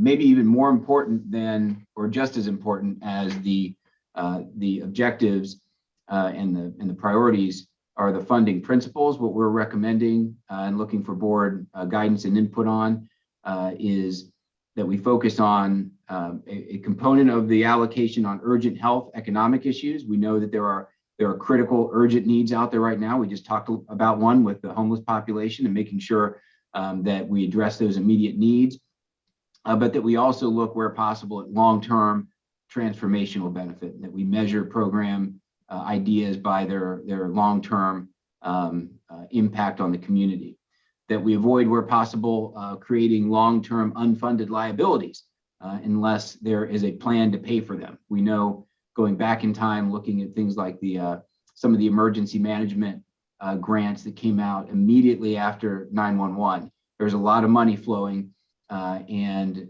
communities did a great job of acquiring things that they needed. At the same time, some of you started hearing stories about some of that equipment being out there with no plan to maintain it, service it, et cetera. And when those grant funds dried up, communities are left holding the bag on that. Stabilizing county funds hit hard by COVID-19. We do have several of those. Minimizing the duplication of services. We want to make sure that we work with the state, with the federal government, and with the city of Cincinnati and our other local political subdivisions to make sure that all of these entities that have programs flowing through them, that we are doing our best to coordinate so that we're not tripping over each other in terms of the implementation of programming. And that, for instance, if the state has a program that is accessible to Hamilton County residents or businesses, that we can allocate our dollars elsewhere, as one example. We want to look to make data-driven allocation decisions. We want to get input from stakeholders. We want to collaborate with other governments where possible and look at an end game that promotes long-term stability and resiliency in the county. In terms of a process, certainly today is the start of receiving board policy direction on all of this, both in terms of priorities, objectives,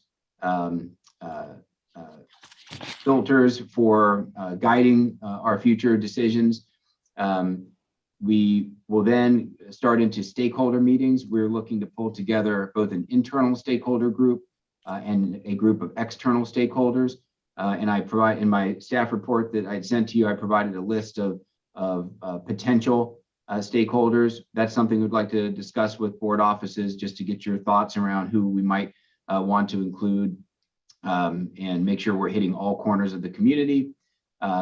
Through those stakeholder sessions, we would assess potential funding options, and based upon all of that, board policy direction on down, come back to the board with a recommendation on a 3-year plan. So in terms of a timeline, today kind of begins the discussion. We want to get into stakeholder meetings as quickly as we can and start those stakeholder meetings and provide something back to the board in terms of a recommendation by mid-May. So again, happy to answer any questions or to have a discussion on this, commissioners. Madam President, I will turn it back to you. I think you're muted, Madam President. Man, and that was so good what I just said. But thank you so much for the preliminary plan that you presented. I think it's a great start. I'm looking at the process, this last slide, and it seems a little aggressive. I mean, and we don't want to sit on the money at all. We have to plan. But I just wondered about March the 31st and April the 2nd, only because we don't know who's listening, who's not listening, and how do we go about letting the public know the process that we're getting ready to undertake. And I certainly agree with you that the stakeholders have to be involved in this. And if we're able to accomplish this quickly, this April 2nd and the first part of it, I guess I'm thinking about, because we need to make sure that the public knows. And how do we go about that? Do we do that through media? Do we do that through advertising in the Inquirer and the Herald to let them know? And I'm sure those are strategies that you and your staff have talked about. When we looked at the groups that we're interested in providing funding, and we didn't have to break it down so specifically, but how we include the youth, and because they were included in the CARES Act planning. And I think about youth and what they've gone through with this COVID. No one but some of the youth can really understand that. And even parents can't understand it because they just go through so much differently. And then I think mental health is another area. I know you had health and economic expansion. I think you kind of put it together, health issues, but mental health. And that's somewhat why some of the people that have been locked up in their houses and stuff are doing some really uncivil things. But looking at the mental health component of it, and also the violence, how we can add money to support, encourage, to bring people out, to educate them as it relates to violence, and that there is another way. But I think about employment. I didn't see on the list either employment and jobs, because a lot of the violence is, some of the violence is a result of some of the mental health issues and feeling hopeless and helpless. And so I think specifically, which I did not see on there when I read through it earlier, is reentry. They're doing such a great job. And so all of it kind of runs together in a cycle. I know of many that are using the reentry program, or personally or indirectly or directly, reentry, really trying to do better. But there are jobs that won't accept them, and or fees they need to pay that they don't have the ability to pay. So, and I also agree with you, Jeff, when you were talking about redundancy of services. We just have to make sure that CAA, Talbot House, even if they're doing the same rental assistance or small businesses, we just don't want to repeat our efforts. And so, and I think I mentioned this to Jeff, and I said, we don't have to go into strategy now, but I think about, as we look at on another subject, mass vaccinations, why can we have a mass restoration? In other words, and it goes back to a bigger picture of helping more people at one time, rather than doing it one by one. We'll talk about that later, hopefully as a strategy. But I think it's a great start. I think they say if you fail to plan, you can plan to fail. So, you know, I look at some other entities already throwing out what they're going to do as it relates to using this money. And certainly they have the option to do that. But I am very happy that we're looking strategically on how we want to spend this money, but not spending a lot of time looking at it. So I thank you so much with this presentation. I'll pass it over to Vice President Reese. Thank you, Madam President, and thank you, Jeff, for the presentation. And certainly, I think there's some good questions that was raised about the timeline. But I want to just take one step back and make sure that we are aligned with what the American Rescue Plan, even though it permits a lot of things. I want us to be aligned with the reason that we're having this money. And the reason that we're having a rescue plan is because the American people need a rescue. And our folks in Hamilton County also need a rescue. And so I want to keep my eye on that first and foremost, that the only reason we would have the money, otherwise we would just use our general fund money. The only reason we're getting this money is because people have a 911 situation and are trying to survive. Even when COVID is supposedly gone, it has already left some in some cases in unrepairable damage to small businesses. There's some small businesses that actually closed. There are people who actually won't get rehired. There are industries that we've got Macy's that they're not going to reopen Macy's. A whole lot of people lost jobs. So I want to make sure that whatever we do, that even though we have until 2024 to spend the money, that we are doing what the intention is, which is rescuing the American people, and in our case, rescuing the citizens of Hamilton County. One of the things I wanted to add to your slide, because I was not here, I am new, and I wasn't here for the last process and what we did the last time, but I am here now, and I have some things that I'd like to have added to our priorities based on what I have heard from citizens across the county.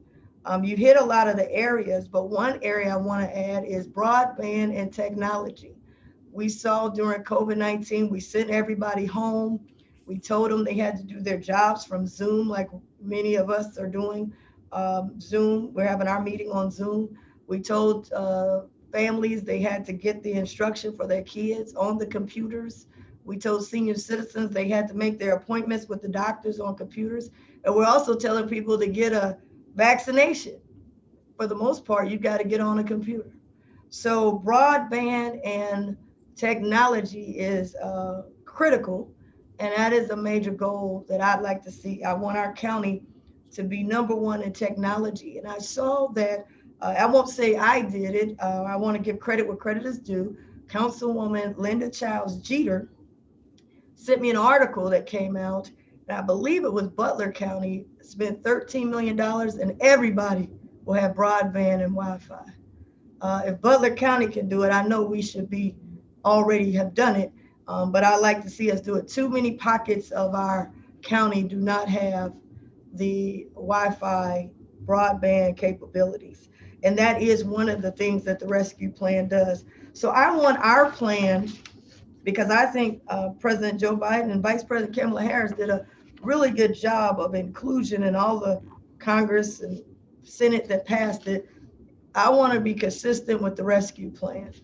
I also would like to know on these, I want us to be aggressive, not only for the money that we have coming, but also to be aggressive on, are there other dollars? I want to be very aggressive in bringing as much money back to Hamilton County as possible.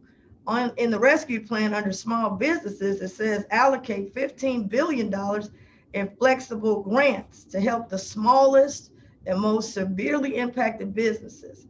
Is that part of the 150 million, or is this something extra we should be going after? We did a lot of short-term grants, but I think what we found in that is that a lot of micro businesses are the ones that really still need help. And it was really good that we were able to do it. Commissioner Maformi, you all were able to do it in a short term. We're able to do it again as a short term, but I want to see us really be big in the small business space. I want us to have that as a priority. We want to be the #1 county to start a small business and to continue. So I want to know about the 15 billion. Is there something extra we can get? And I like that to be a part of the plan. Also, it said provide 28 billion for a new grant program to support hard-hit small restaurants and other food and drinking establishments. I know the city of Cincinnati is very aggressive, the mayor and the council with restaurants. in the city, and they're doing their part. But we've got a lot of restaurants throughout this county, in the townships, in the villages. And so I'd like to see, is this an extra 28 billion we can tap into? Or is this part of the $150 million that we're told about? It also says a 1.25 billion in funding to support venue operators, theater producers, and live entertainment and arts. Well, I know that they're aggressive in movie picture theater operators. We got a lot of movie places. I know one of my favorites is out in Blue Ash. They have been closed for some time. Are we able to go after this money to also help, or is that part of the $150 million that we are going to get? And then the other thing, it has a $10 billion in successful state, local, and tribal small business financing programs to help small businesses innovate, create, and maintain jobs. So I'd like to know, are we going after that? And if we aren't, I'd like to have that in our proposal. The other thing we have on here, we talk a lot about rental assistance, and that's very important. And I think you've indicated that rental would be outside of the $150 million. But I would like to add homes. People are struggling to stay in their homes right now. And I know we had talked about it, Jeff, about mortgage assistance. I don't know if that should be part of the $150 million, or does the American Rescue Plan have some additional funds? Because it is on here, it says, help Americans stay in their homes by providing emergency aid to cover the back mortgage payments. If it's not, I'd like to have our lobbyists that we're paying, how do we include that and get some additional funding? So that's kind of what I wanted to maybe add. And I think, Madam President, I don't know if that fits the quick timeline, but my structure is coming from the American Rescue Plan directly, and then making sure that it trickles down on our level to help the people. But I'd like to, what we got with the $150 million, and what aggressively can we do to get this additional money if this is not included in the $150 million.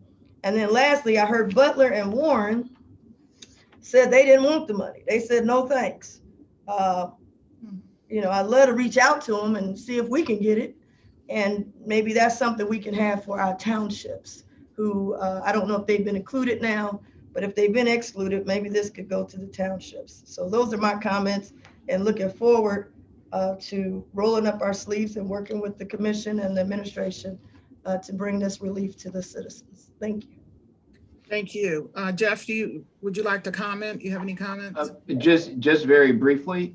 So to answer the last question first, haven't heard anything back yet on the townships. I know that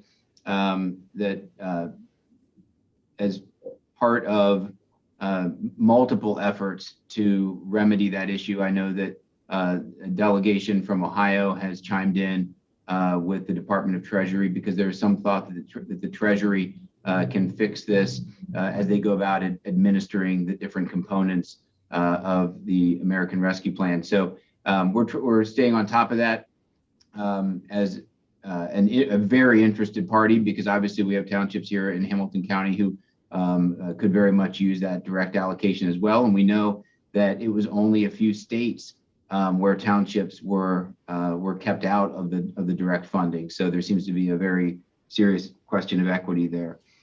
So we'll keep following up on that. Vice President Reese, I agree with everything you said.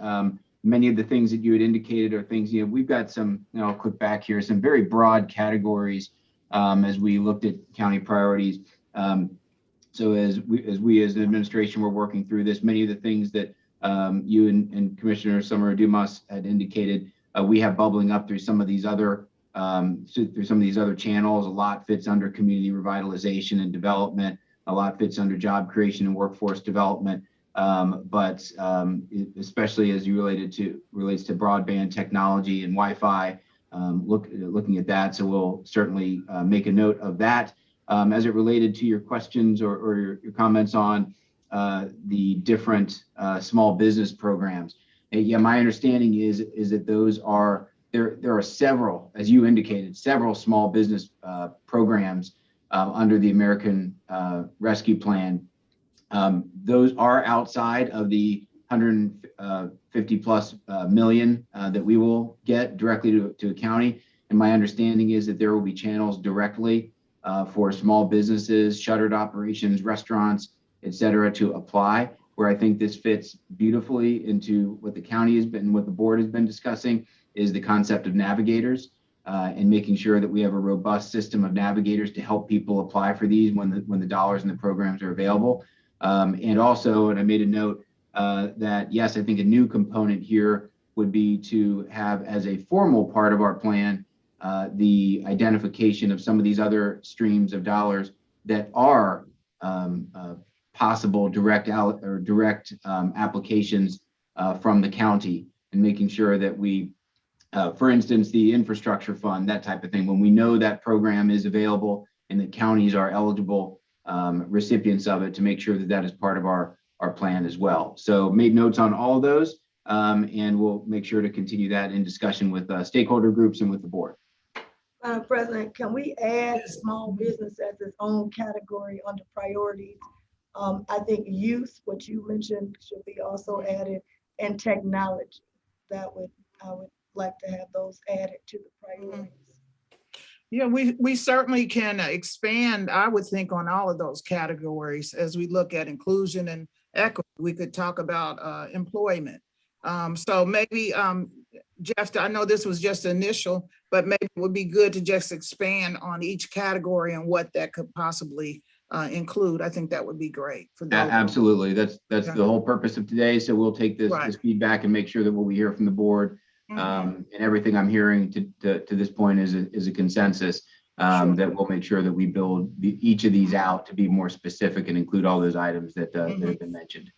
And I think, you're welcome. And I think that there's enough money to tackle each one of these concerns, and that we look at level of priority and where we are, and small bit as far as a board, I'm saying. And so we don't have to pick and choose which one is going to be funded, because there's enough money to fund each one. Of course, we look at the level of funding, but for me, and Commissioner Driehaus, I'm going to get to you, but as we talk about the needs that we're trying to meet, I guess I look at the hierarchy of needs as a social worker, and we've always been told if we don't meet that food, that housing, that shelter, that safety, it doesn't matter about small businesses or anything else if people don't have a place to stay, if they don't have anything to eat. So they can't reach what they call their self-actualization level where they can have a small business. So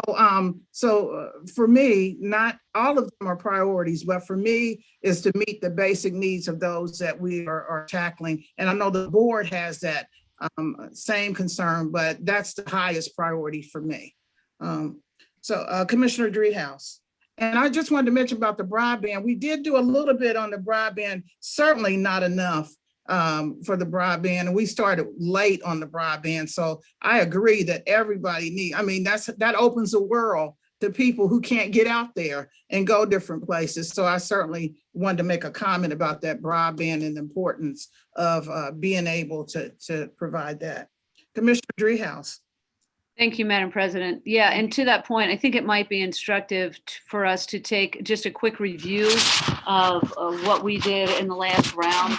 Rehousing the homeless population. We did stuff for the arts. We did stuff for nonprofits. We did some broadband work. We did quite a bit with public health, testing, PPE. I think it might be helpful just to, as a reminder, to remember, where the needs were the last time when we went through this, and then either build upon what we've done or say, hey, that's being taken care of somewhere else. Because I think rent assistance is a good example of that being taken care of in a different pot of money, so that we don't have to focus as much on that in this next round.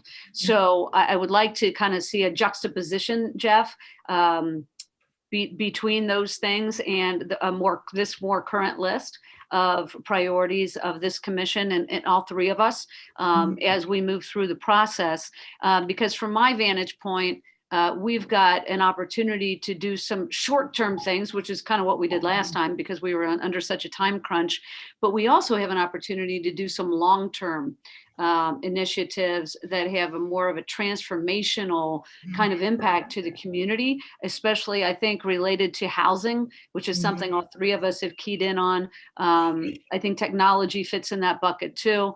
And so I wonder if, as we think through this, there's kind of like the run, which is the immediate need that we know still exists, and then the walk as we look at more of a long-term strategy. And I'm wondering, as we move through this, if things will kind of flush out like that, and we'll have two different pots related to the timing of all this, knowing that the second tranche doesn't even come until 12 months into the process. So that's kind of my first blush idea about how the process might work. And Jeff, I think your time frame fits that. It's long enough that we can get the work done to kind of set the frame, but it's short enough that we can get some money out the door right away. The other thing that we weren't able to do last time is elicit public input related to the recommendations and some of the ideas from the administration, from ourselves, from interested parties, but we didn't get a chance to really go to the public and say, hey, what is your reaction to this? What would you add? What would you say is not such a high priority? And just get public input. So we haven't done a public hearing in a long time because of the virtual nature of how we've been operating. But I think it would be helpful to do some public hearings around this, similar to public hearings related to the levies or the budget or some of the other things we've done in the past. I think it would be interesting to think through that and the timing of it, and offer something, not just have it be a kind of a free-for-all, but rather say, this is some of what we know is allowable after we get the guidance from Treasury. What are the community, what do they think the needs are, and some of the things we could do with the dollars. So anyway, I'm hopeful that we can do more of that than we did in the last round because of the timing here, just because it allows for it.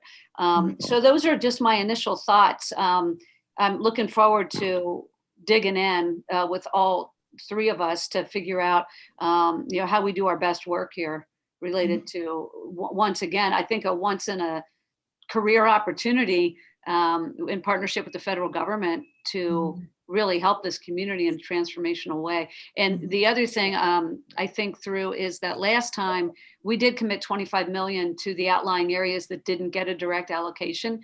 Most of them are, hopefully the townships will be part of that. If they're not, I think we have to think through that and probably help there. But if they are all getting their own allocations, that does kind of free us up to think a little differently about some of this. So anyway, I'm looking forward to this. I'm looking forward to the continued dialogue with both of you and the administration to figure this out.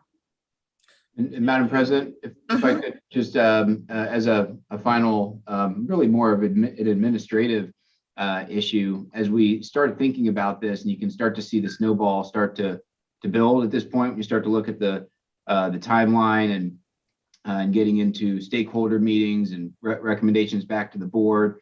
And before you know it, you've got programs under development, et cetera. And I know that all three of the commissioners are aware of this, but Hamilton County was a lean organization before. It's still a lean organization, and we tapped some of our very talented folks in the county, primarily in the middle management ranks, to help implement the CARES Act. Holly Chrisman led that effort along with Bridget Doherty and others, but we had 20 some odd folks all doing different things, different programs. That will be a very difficult strain to place again on the organization. And I'm not sure that we need to, depending upon how the programming breaks out. If we are doing, for instance, if we wind up doing bigger programs and less of them, there may be less of a need for that. And I know we don't know that yet. We're just talking in theory here at this point. But I've mentioned this to the board through previous reports, but we are looking at and in the process of finalizing job descriptions around bringing on some individuals to help us directly implement this programming. This is a 3-year process. 3.5-year process, and to ask staff who have regular day jobs to continue to implement programs outside of their regular departmental duties. It was getting difficult towards the end of last year. It'll become increasingly difficult. So I just wanted to make sure that had that discussion with the board, because I think it would allow for a more seamless implementation of these programs, and make sure that we can get the money out and keep the programs monitored, so that we're doing everything we can using federal funds to make sure we're doing this correctly as well. So I just wanted to raise that with the board. We're still finalizing some things, but I'll keep the board posted. And if there's any questions on it, certainly feel free to ask. Madam President, Yes. can I just say that, every, so often, and maybe, I know I was coming in at the tail end, a budget was passed before I got here. And now we're going into this year. And at the end, I plan to be fully engaged in the next budget. But I don't want us to be the first place we go is expanding government.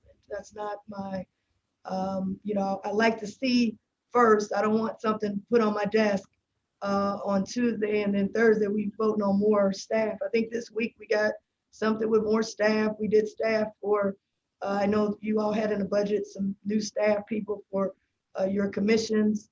I like to get a better understanding of everything. And I understand the working overtime. I know my staff, we working to 1 in the morning when we were dealing with just trying to get the resolution passed for a bus was just 2 staff members. So I like to see an overall understanding of everything, because now it won't be a rush situation like it was last time. Now we got 3 years. We've got time to plan it, but I don't want that to be the first place we go to is additional staff. I like to see what we've got, what we're going to focus on, where we're going to get a better total picture understanding. So I just want to put that on the record so I don't get it at the last minute and say, oh, well, we mentioned it and now it's time for a vote for more staff. I want to see, again, I want to follow this American Rescue Plan and see where it fits in and see the whole picture. And we may need more staff. I'm not saying we won't, but I don't want that to be the first place we go. Mm-hmm. So I just want to have that on record for me. I'm not speaking for any other board member, but on my behalf, that's where I'm coming. Thank you. And I will say for more staff, we definitely need more staff, because myself and Commissioner Driehaus were here when our staff was working night and day to try to get the CARES Act funding out the door. And I think I know they did a great job, but in order to make this happen and quickly, and also to make sure we reach more people, and I'll lay it on the table that I believe that we need more staff in order to make sure that happens. And so our other staff can continue to also do their other responsibilities. I wanted to mention, as we look at this process, there needs to be maybe a box in the middle after April the 2nd, possibly, for public notice that, at the point we feel like we have adequately notified the public of what we're doing and the process and the money, that then, of course, we need the public hearings. I certainly agree with that. I would even say that one of those public hearings should be in the evening, maybe our evening meeting if we're ready at that point. But at the time that I feel satisfied that we've notified the public effectively so they can make comments, then we can move forward, of course, with the public hearing. Knowledge is power, and they need to know exactly what we're dealing with. So they'll be able to make some conscious commitment to the process, and also they can think outside the box of things maybe we haven't thought of. Let's see. Madam President. Oh, I wanted just one other thing. As it relates to the outside communities, I know they did get money before. And so, and we're not sure if they're going to get money in, but Jeff, I would like to be privy to the reports that they turned in as far as how they use their money. they were supposed to submit data and information on how money was used in order to feel comfortable if they do not receive money to give them more money. So if we could do that. And in addition, as Commissioner Dreehouse had mentioned about making a chart of what we did, what areas we impacted and what we're doing now, could you also add on the partners that were responsible for providing the rental assistance and all those things? So we're not being redundant, and we know the ones that are capable of getting this money out quickly. So thank you. Commissioner Dreehouse. Yeah, I love that idea of including the partners and all the agencies and providers that we worked with, not only for their expertise, but also literally they ran the programs for us in some of the cases. And I also, staff was mentioned, I do want to huge kudos to the team that did this last year. Many of those employees were either furloughed or were picking up added responsibilities in a pandemic. And so Holly Chrisman, of course, is at the top of the list, and Michelle Balls, and I think Joy Pearson, and I know I'm not, and there was, I think Cindy Fazio over the prosecutor's office. We had this great team of people working night and day on this. Bridget Doherty was here on the weekend, so there was a lot of effort put into getting that money out quickly last time. And Jeff, I agree that, Hamilton County led on this. And it wasn't because of the work the commission did so much as the work of the staff. So I just do want to give a big shout out to those that were so helpful in the last round, knowing that we're going to work as diligently in this round to do that same kind of work. Madam President, I just want to Yes. also indicate, I think Commissioner Dreehouse brought up a real good point. The last time this happened, you had furloughed workers. We don't anticipate anybody being furloughed this time. They should be up, we should be fully staffed. And we also added some positions, which I asked for flexibility. I believe, Madam President, one for the Boys to Men program that I don't know if it started yet, but we added a position there. We added one for women and girls. And I think, Jeff, if I'm not mistaken, that there may be flexibility with those positions. We're adding one to the planning department that's getting ready to come out. So we should be fully staffed. And I'm not saying we don't need additional staff, but that's something I heard out there when I was working. I'm not saying we don't need additional staff, but I want to know if we're working at 100% capacity, nobody's furloughed, and these 3 new additional positions that we just added, I want to look at that first, and then we can work backwards. Because some of these are programs, and I'm sure they will be having the staff to implement some of these things. So that's what I wanted to highlight. Not to say people didn't do a great job, certainly with furloughs and not working at 100% capacity, not having those 3 additional positions that we just voted on. We didn't have any of that. So that's what I wanted to look at first before. I didn't want to go right to staff. I want to look at the plan and then look at staffing to match the plan. Okay, thank you. With nothing else being said on that issue, we will move forward to item number 6, Hamilton County's pursuit of equity in the workplace update. Thank you, Madam President. I'm going to, I think I'm still screen sharing, correct? Yes. So if I layer these correctly, okay. So we should be good here. Just a quick intro, and I'll defer to Commissioner Reese if there was any tee-up comments that you had. This relates to a motion that was submitted back on February 25th of 2021.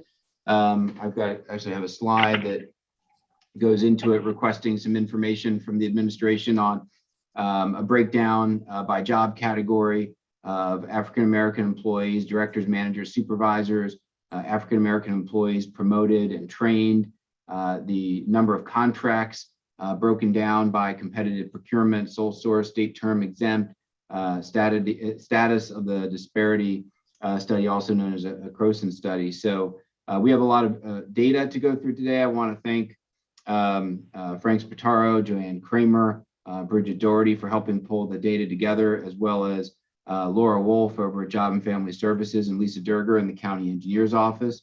So I've got a few more introductory comments, but Commissioner Reese, I wanted to defer to you. This was your initial motion. Just any initial comments that you had. Well, thank you. Yes, I'm looking forward to it. And this was introduced during Black History Month, and I know that the commission had passed a resolution of racism as a public health crisis. In there, it talks a lot about some of the inequities.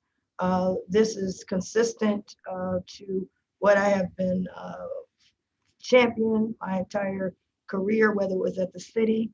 At that time, we didn't have equity. Back in 1999, didn't have African Americans in director positions, weren't getting promoted.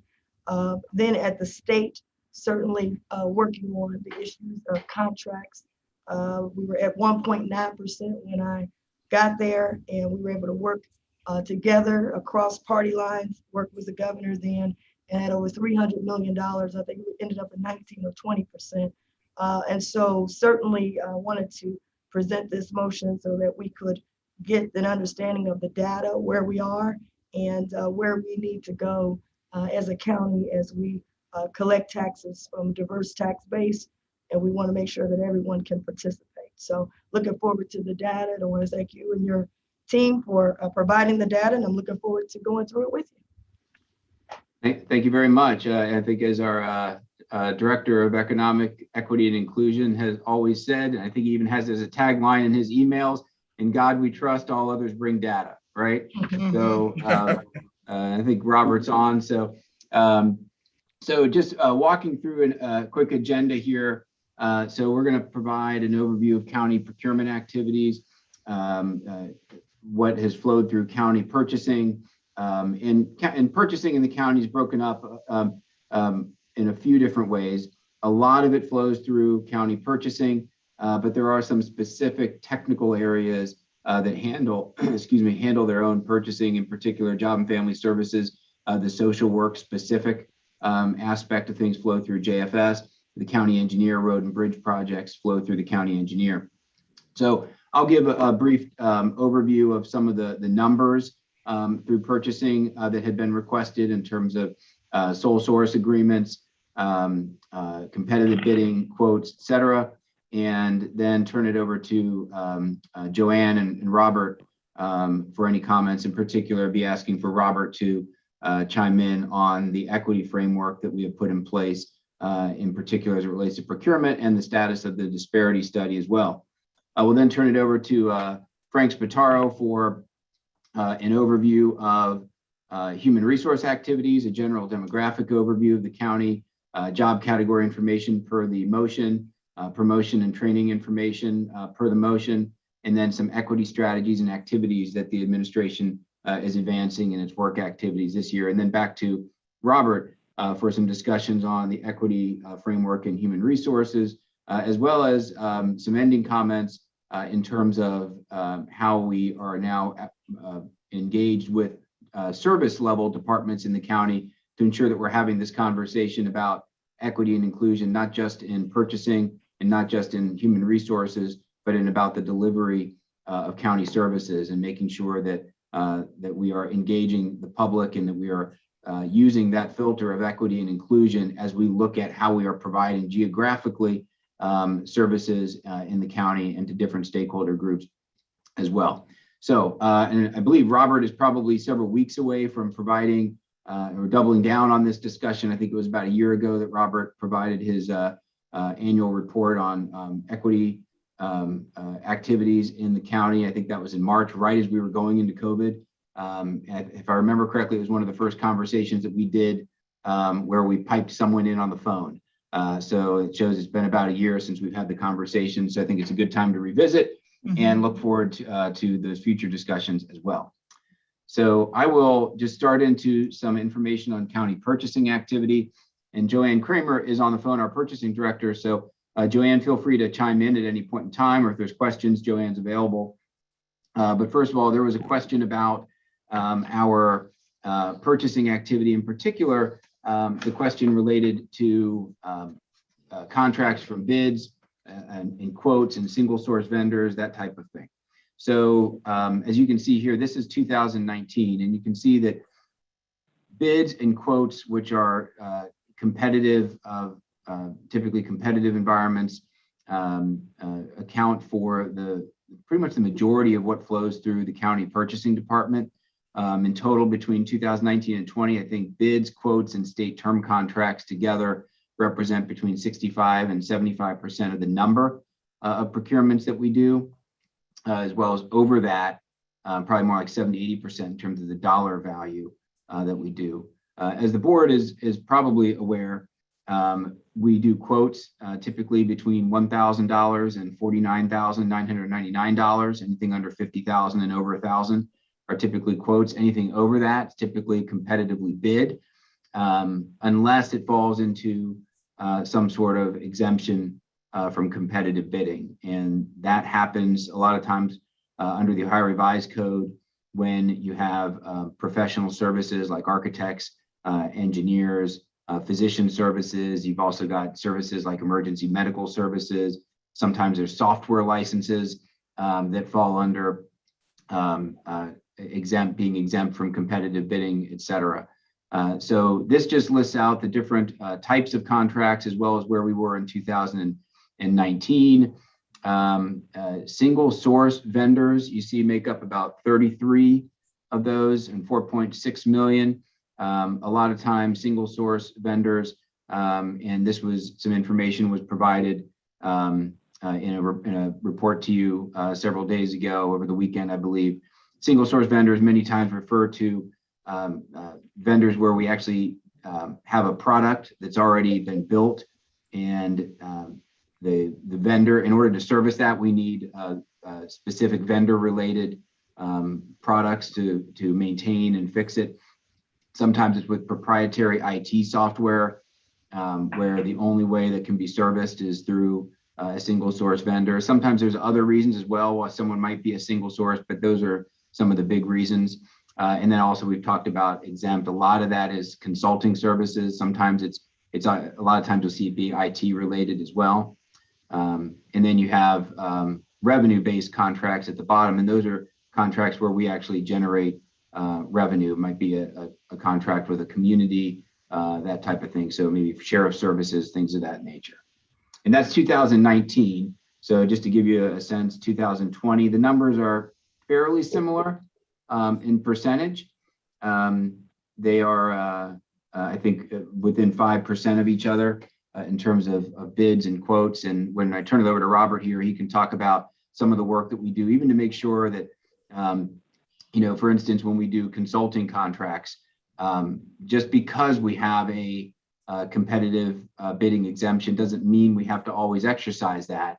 And many times we do put out an RFQ or something for a consultant to come on board, even though we could select non-competitively. But there are instances, it shows up in the data, where we do non-competitive procurements for things like consulting services for a variety of reasons, whether it's expertise in the field, time constraints, et cetera. And I did provide the board in the Excel document I sent. If you didn't see it, feel free to look after the meeting and let me know.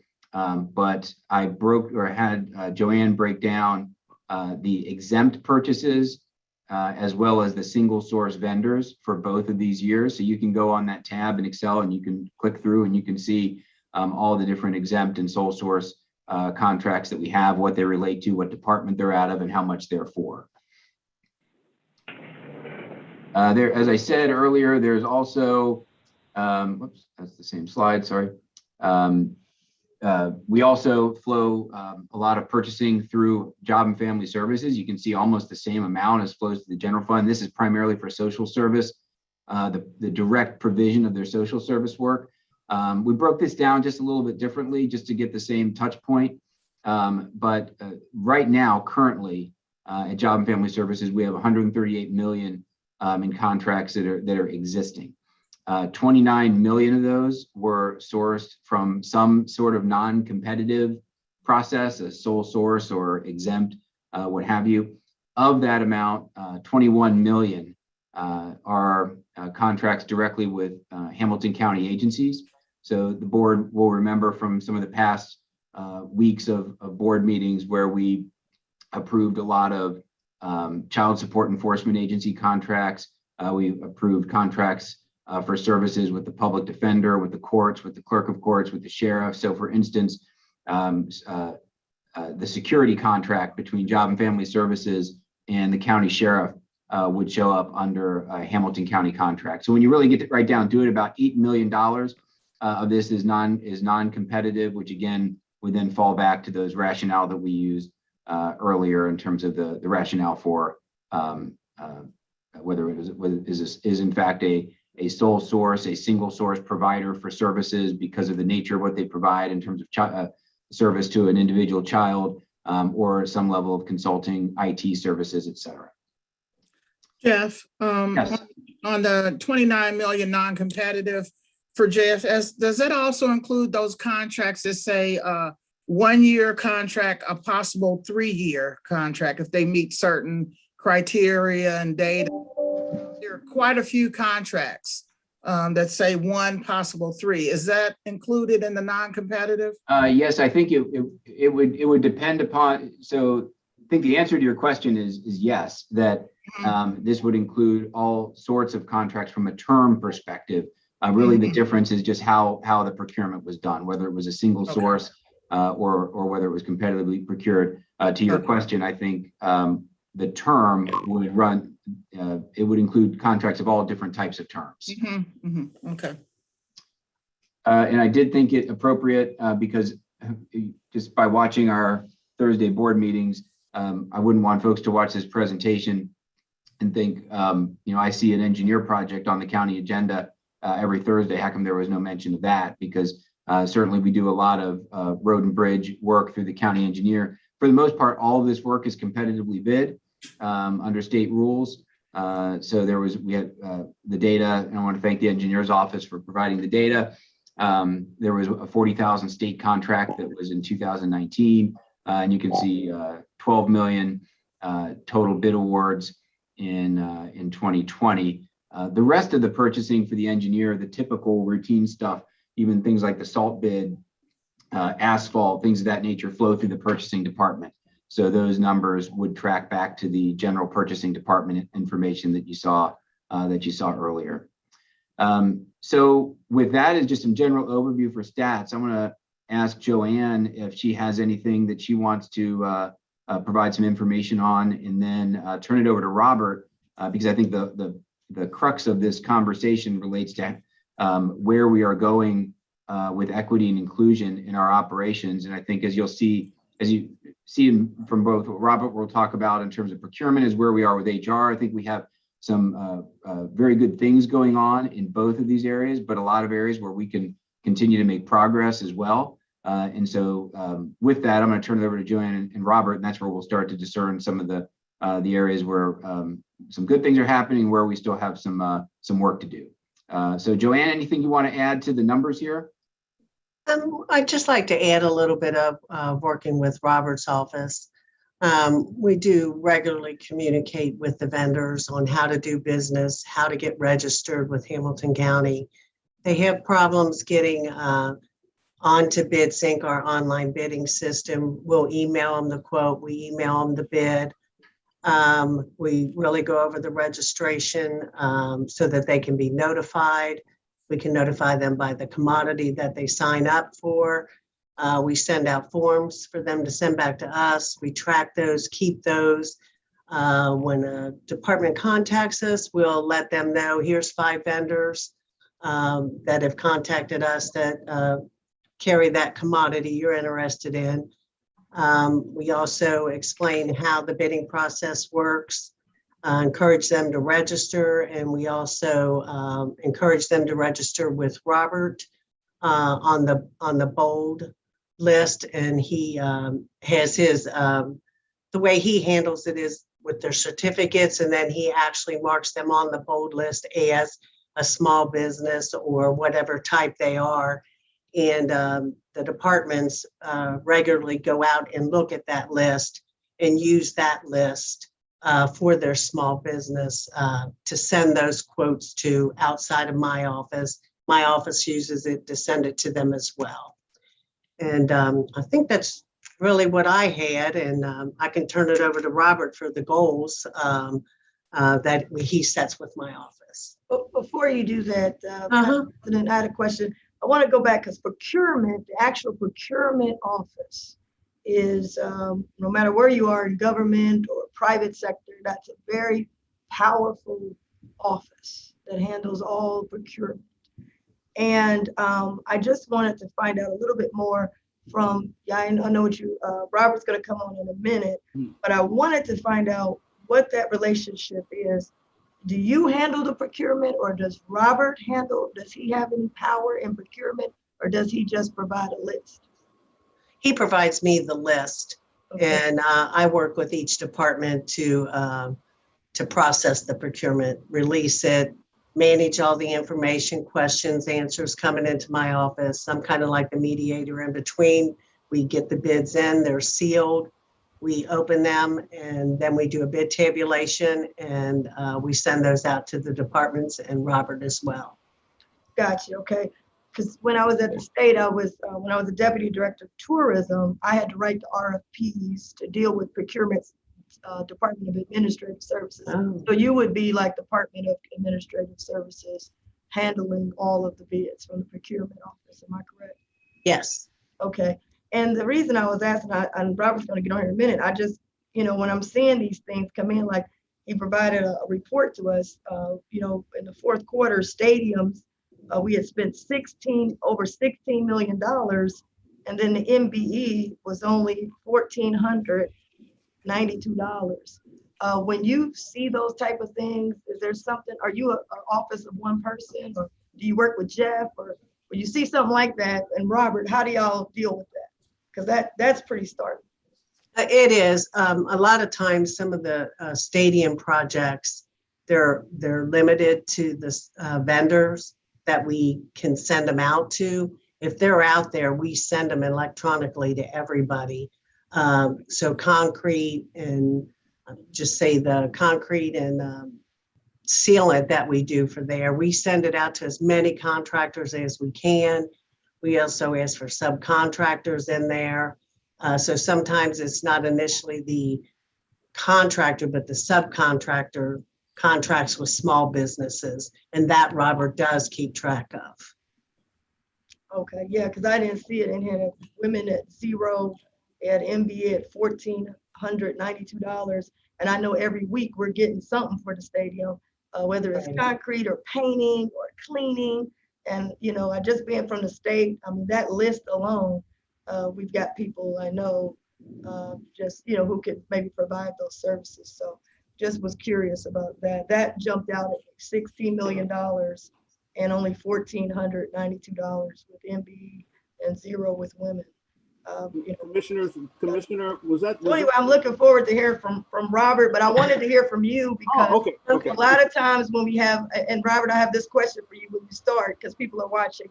You have this equity position. I introduced this motion, and the motion deals with who has the authority to hire, who has authority to promote, who has the authority to do the contracts. So my question is that what your position does? And that's why I wanted to ask Joanne, because I know she's over procurement. So do you hire, do you promote, and do you handle the procurement? Is that what you do? Is that to me or to? I'm asking you. Yeah, I'm asking you now. So people understand, because people say, they put everything on usually when you have inclusion people, we put everything on inclusion people, but they're not the ones that have the authority to hire anyone, promote anyone, or do any type of procurement. So do you do that now? No. I'm here to provide support, advocacy services to all the other departments and what they do. Gotcha. Okay. So you're on the advocacy side. Yeah. Well, and development and support for what they do. But I want to thank you, commissioners, for having us today. One of the things I'd like to say before I start, and Jeff, you can go to the next slide for me. But before I start, I'd like to say, when we started this thing several years ago, we pretty much knew that we need to address economic inclusion issues. You need to work on several fronts simultaneously and consecutively and consistently. And to give you an example, Joanne mentioned the bold contractor list. You know, we needed to have a way for internal staff to know who these businesses were. You know, small, minority, and women-owned business, and we've got the bold contractor list that we put together over the last couple of years, and it's over 400 and something people, and it also educates our staff and purchasers in all the departments on who are the small, minority, and women-owned businesses. We never, you know, we hadn't had that in like what 16 years, about 12 years that I'm aware of. You know, so we did, and we worked on issues and projects like, you know, trying to working to enhance the small business enterprise policies, putting appropriate policies in the contracts and making sure that all the contracts had conclusion policies and that kind of thing. So, you know, we also worked with, and I do a lot of work with individual contractors to help them. You know, about my first year doing this thing, we had a minority contractor that won a $1.5 million contract, was phase 1 on the coroner's office. And that hadn't happened in a long time. We also had contractors doing kitchen repair at the stadiums and major plumbing projects at the stadiums and stuff like that hadn't happened in a long time at all. So, but the results have been spotty. I mean, they really have. But my biggest thing is we need to put the data out there. We need to know exactly what we're doing, even if it doesn't look all that good at times, and at times it does not. But we need to know what we're doing, and so we can have the tools and strategies in place to be able to enhance it. And one of the additional strategies that we're doing is with the equity strategy now. You know, really working to make sure that our departments get connected to the community, because that's one of the things that and I think you touched on it in your equity talk, and so has other people, that we really don't have connections with a lot of these other segments of our community in a lot of areas. So I'm working with the departments now, and I started this earlier this year, and working with the departments to really come up with some real equity strategies, some real strategies that looked at opportunities and ways to fairness, opportunity, equity, but also looking and seeing what are the barriers, what are the obstacles to being able to increase our spending with small, minority, and women-owned businesses. And so that's what we're doing, and we're carrying it even further now by having a tool to help us really help the departments plan, but also help them but also be able to monitor what they're doing in order to make sure that these policies, these new policies we have, and equal employment policies and small business policies are being implemented. But I like to share one thing that with the commissioners that we start with, and this is this question: how can we continue to understand the needs of and provide effective services to all segments of Hamilton County's diverse community? And the reason that's important is because it really, we're asking departments this question, because it's fundamentally an equity framework question. But in order to answer this question, departments need strategies, tools, and partnerships to find the answer. And so that's what I'm working with them, starting to work with them on, is really looking at ways that they can better understand who they are, and then better understand their needs, and then develop and engage them and develop some relationship with them. So that's very important too. But Jeff, the next slide for me. And I'm not going to go through the equity framework, because I think the commissioners have heard this from me before, and Commissioner Reese, Vice President Reese, I know you understand it very well. So, but the two things that jump out to me on this, with the whole equity thing, is called equal access and opportunity and advancement for all people, while at the same time striving to identify and eliminate barriers that are preventing full participation of some groups. So, how do you take this equity framework, is what we're working with all of the departments, and how do you apply it to the implementation of these new policy directives that we have? Next slide, Jeff, for me. Okay. So this is, I'm not sure if you can see it very well, but this is what we're using. We're calling it our dashboard for procurement activities. And what we're doing with each department is giving them some goals, and where they have to come up with plans and activities and some metrics, and then some outcome descriptions of how they're implementing, economic inclusion in their procurement and purchasing activities. as you know, in conjunction with what they're doing with purchasing, but a lot of them, make a lot of decisions themselves. As Jeff mentioned, what do they consider consulting, and why are they using consulting instead of competitive bidding and that kind of thing. So to have that discussion on, how can they include the various segments of our community in their opportunities, and we're asking them to come up with strategies and plans on how to do that. And then we're going to report that to the commissioners for the rest of this year on what's happening and what they're accomplishing or what's not being accomplished. And that's what I think we've been missing this time, is some real actions and strategies that really connect them better to the community. And that's for the. Robert, do you want to hit on the next slide on the deck is the status of the Croson study? Okay. Do you want to hit on that as well? Yeah, I do. Okay. But just let me, a couple of things I'd like to say is, and I'll give you, Commissioner Reese and Commissioners, I'll give you one anecdotal story. A couple of years ago, we had an A&E firm, African-American A&E firm, excuse me, come to one of our advisory council meetings to complain about, not really not feeling like they have access to opportunities at the county, but also to thank us for starting what she sees that we're starting to do. And I just found out that same company now is part of the Finley Market Garage Stadium project.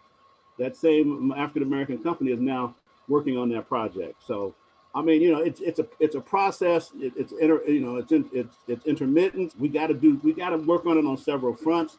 The disparity study is one of those fronts that we need to have going on, as well as the stuff that we're doing now with equity and the stuff that we've been doing before. We're just helping individual, like when I'm working with Joanne and purchasing or the departments on, how do we educate them on what the county needs? How can I get them connected more to the county? And I spend most of my time working individually with companies and vendors, getting them signed up, getting them certified through the third-party sources and that kind of thing. I spend a lot of my time.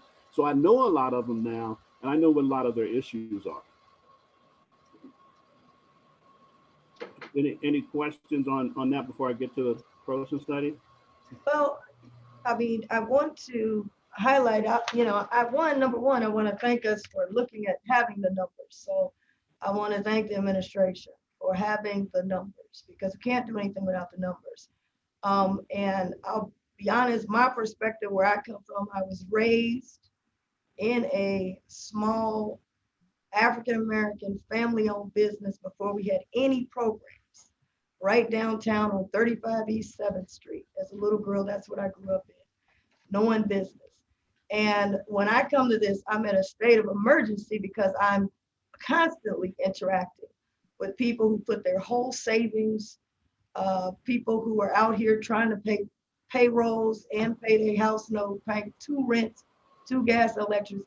And one of the things I've been on for a long time consistently is that this is not small business, Black-owned business, minority business, women-owned business is not a program. And I think when we get our minds around that, government kind of thinks of them as a program. They're the only entity that has to prove that they are who they are. We spend more time on registration and certification than we do on connecting with contracts. And so I've been very active. Even the mayor of Columbus had me come and speak in Columbus about this issue because of all the work I had done, even with the Ohio MBE. What I don't want, everyone is throwing the word equity around. Everyone's saying we're trying to help Black and brown business. And what I learned from my interaction at the state, at the city, and now over at the county, is it has to come from the top. We couldn't get anywhere at the state. We was at 1.9% giving the same type of presentations that I'm seeing now. We're trying, we think, we're looking into it. We trying to put this together. We can't find nobody. And as soon as it was tough with the governor when he first got there. He hired no African Americans in his cabinet. I don't know if you guys remember that. And it got ugly. And then after that, he was open and we were able because he put his foot down, all of a sudden we could find all these people. And I even held a procurement thing. We don't need more lists because the state already has a list where you're certified. We don't need more lists because the Urban League is contracted with the state to certify women-owned businesses in this area. We don't need a list because the African American Chamber has a contract with the state to certify businesses in this area. What we're lacking is the connection to the contracts so that we can have equal access to the tax dollars. These companies can be found when it's time to pay taxes, but all of a sudden cannot be found when it's time to be able to participate in the contracts. So I want to thank you, Mr. Bell, for and Jeff for having the data, but I don't want to stop at the data. $16 million with the stadiums, and every week we got some for a new stadium. We need some paint. We need some sealing. I'm going with millions, and I've only been here less than 100 days. 16 million just in the fourth quarter. And you gave me this. I'm going from your data, Mr. Bell. Thank you for it. MBE, only $1,492. Now we see this, we get upset about it, but I want us to deal with it. Communication, $534,000, okay, that we spent on communication. Only $4,988.89 with an MBE. Planning and development, $1.6 million plus that we spent in the fourth quarter. Only $11,008.05 with this. So I think that we've expanded your scope. We got you all stretched out, Mr. Bell.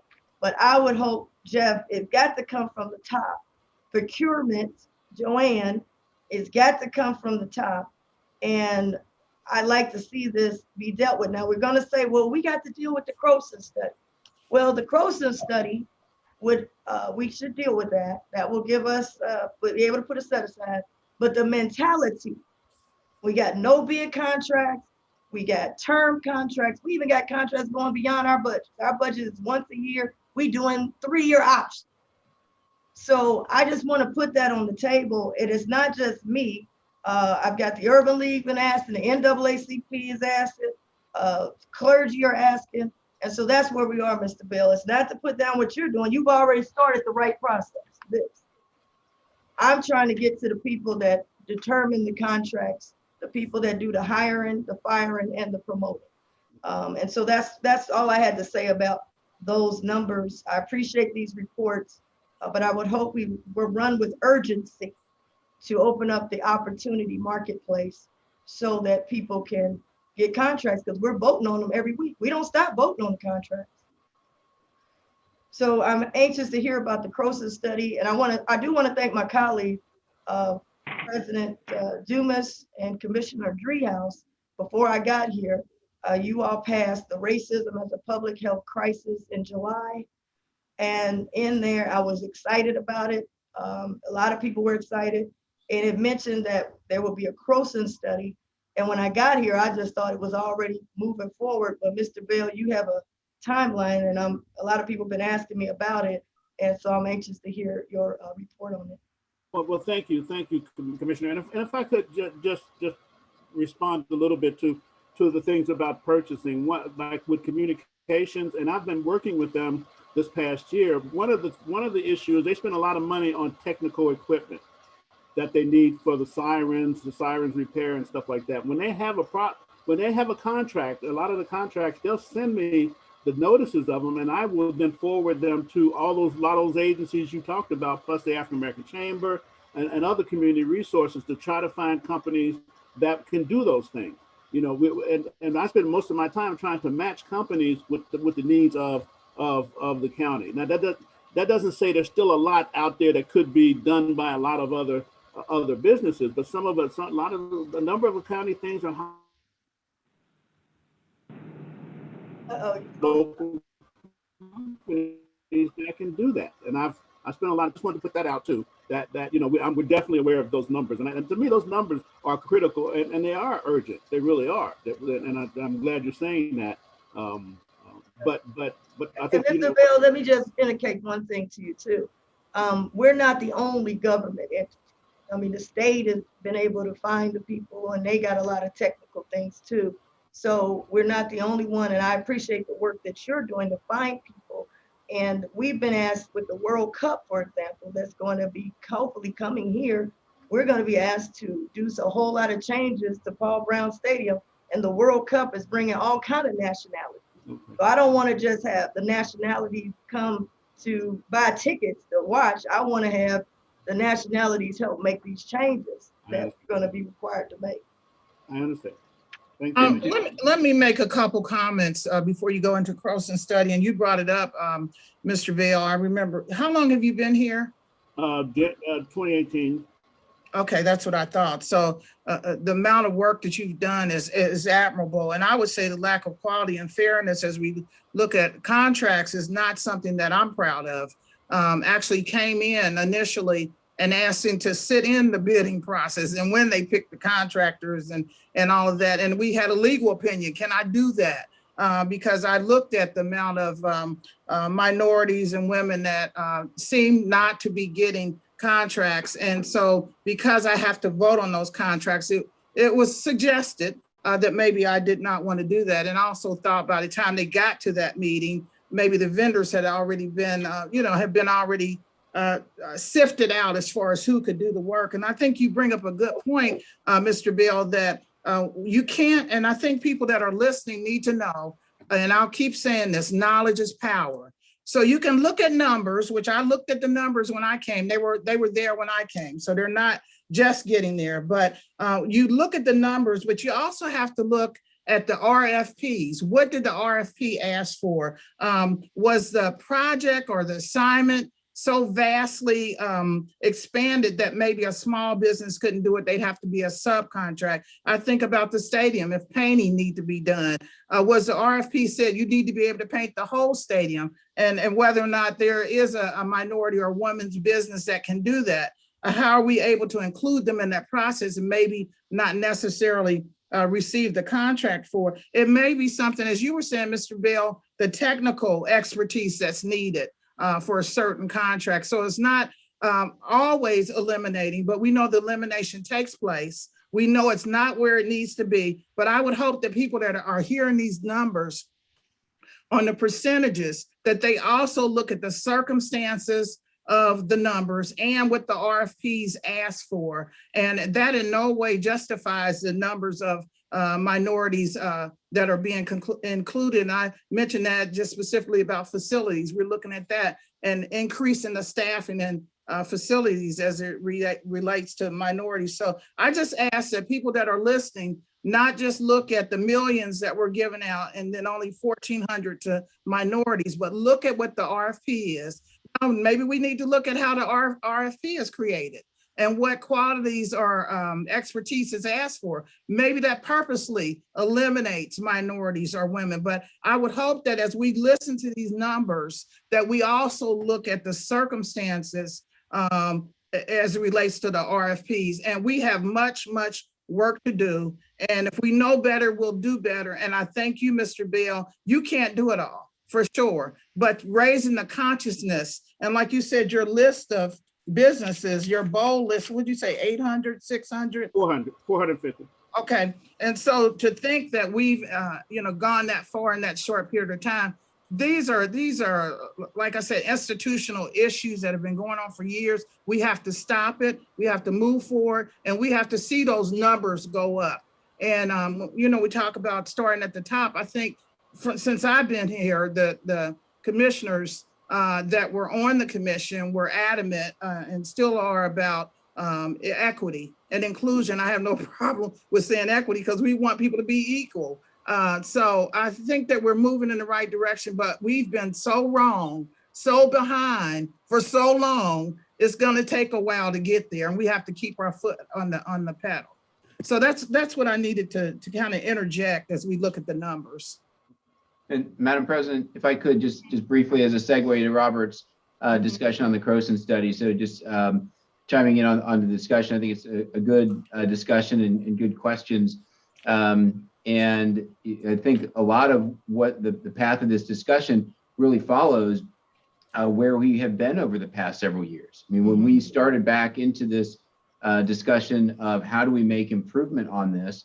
One of the first steps that we took was to bring someone on board wound up taking the form of Robert, recognizing that we needed to do more of reaching out and making sure that businesses were connected into the process and getting people into our process so that there was that, I think the word was used, with the connection between the vendor and the bidding process. And the ultimate thought was that as we began to signal to the community that equity, inclusion, diversity in contractors was more important to the county, that we would start to see a response, especially as it related to large vendors receiving contracts and subcontracts for construction, things of that nature.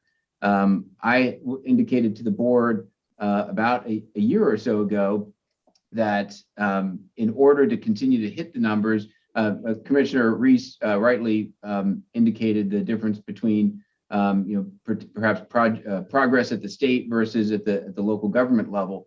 The state, through ODAS, as we all know, has some legislative abilities to do some things that the county does not have the ability to do.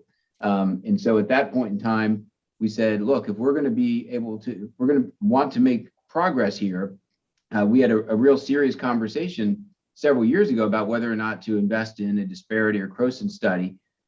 We, at the time, decided not to do that. And we then later came back and said, look, we're not going to be able to make the kind of progress. We can do all the business development that we can do. But until we have the ability to set hard goals, we are not going to be able to meet the numbers fully that we want to meet. There's a lot that goes into, obviously making sure that the process is conducive to making sure that we have a diversity of suppliers, et cetera. And that's the work that Robert's doing with departments, and that's the work we'll be doing to hold departments accountable for that.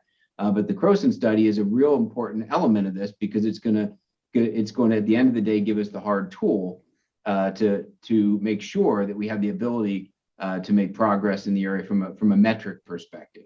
So Robert, that might be a good segue to comment on where we are from a status perspective on the timeline here. So, Madam President, may I just interject very quickly? Sure. Jeff kind of laid out a little bit of the historical piece here, but you are correct to say that this board currently and past boards that I've been involved with have made this inclusion a high priority, and that's why Robert is with us. Because it is a high priority, and we just voted on a budget that included an extra person for Robert to have on staff, so we can be more aggressive in this space. Because and I've talked to a lot of minority business owners, both big and small, that say things about the way to get inclusion and ongoing relationships really with businesses is to create those relationships. And Robert has gone about doing that work to create relationships with minority and women-owned businesses throughout the county, get them on the list, get them certified, and make sure they're aware of the purchasing opportunities, the contracting opportunities, no matter what it is.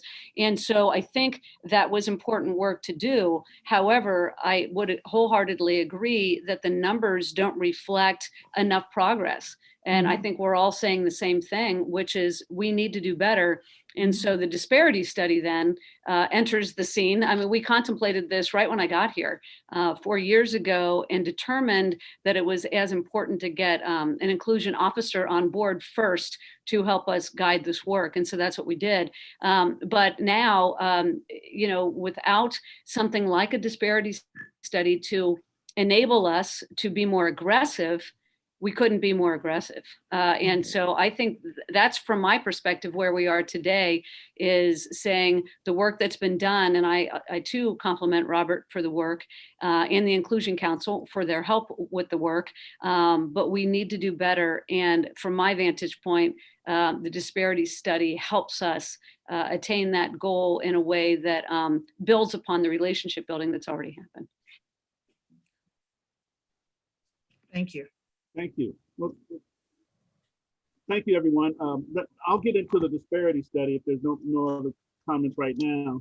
when the disparity study was approved in a resolution by the commissioners with the racism as the public interest resolution in July.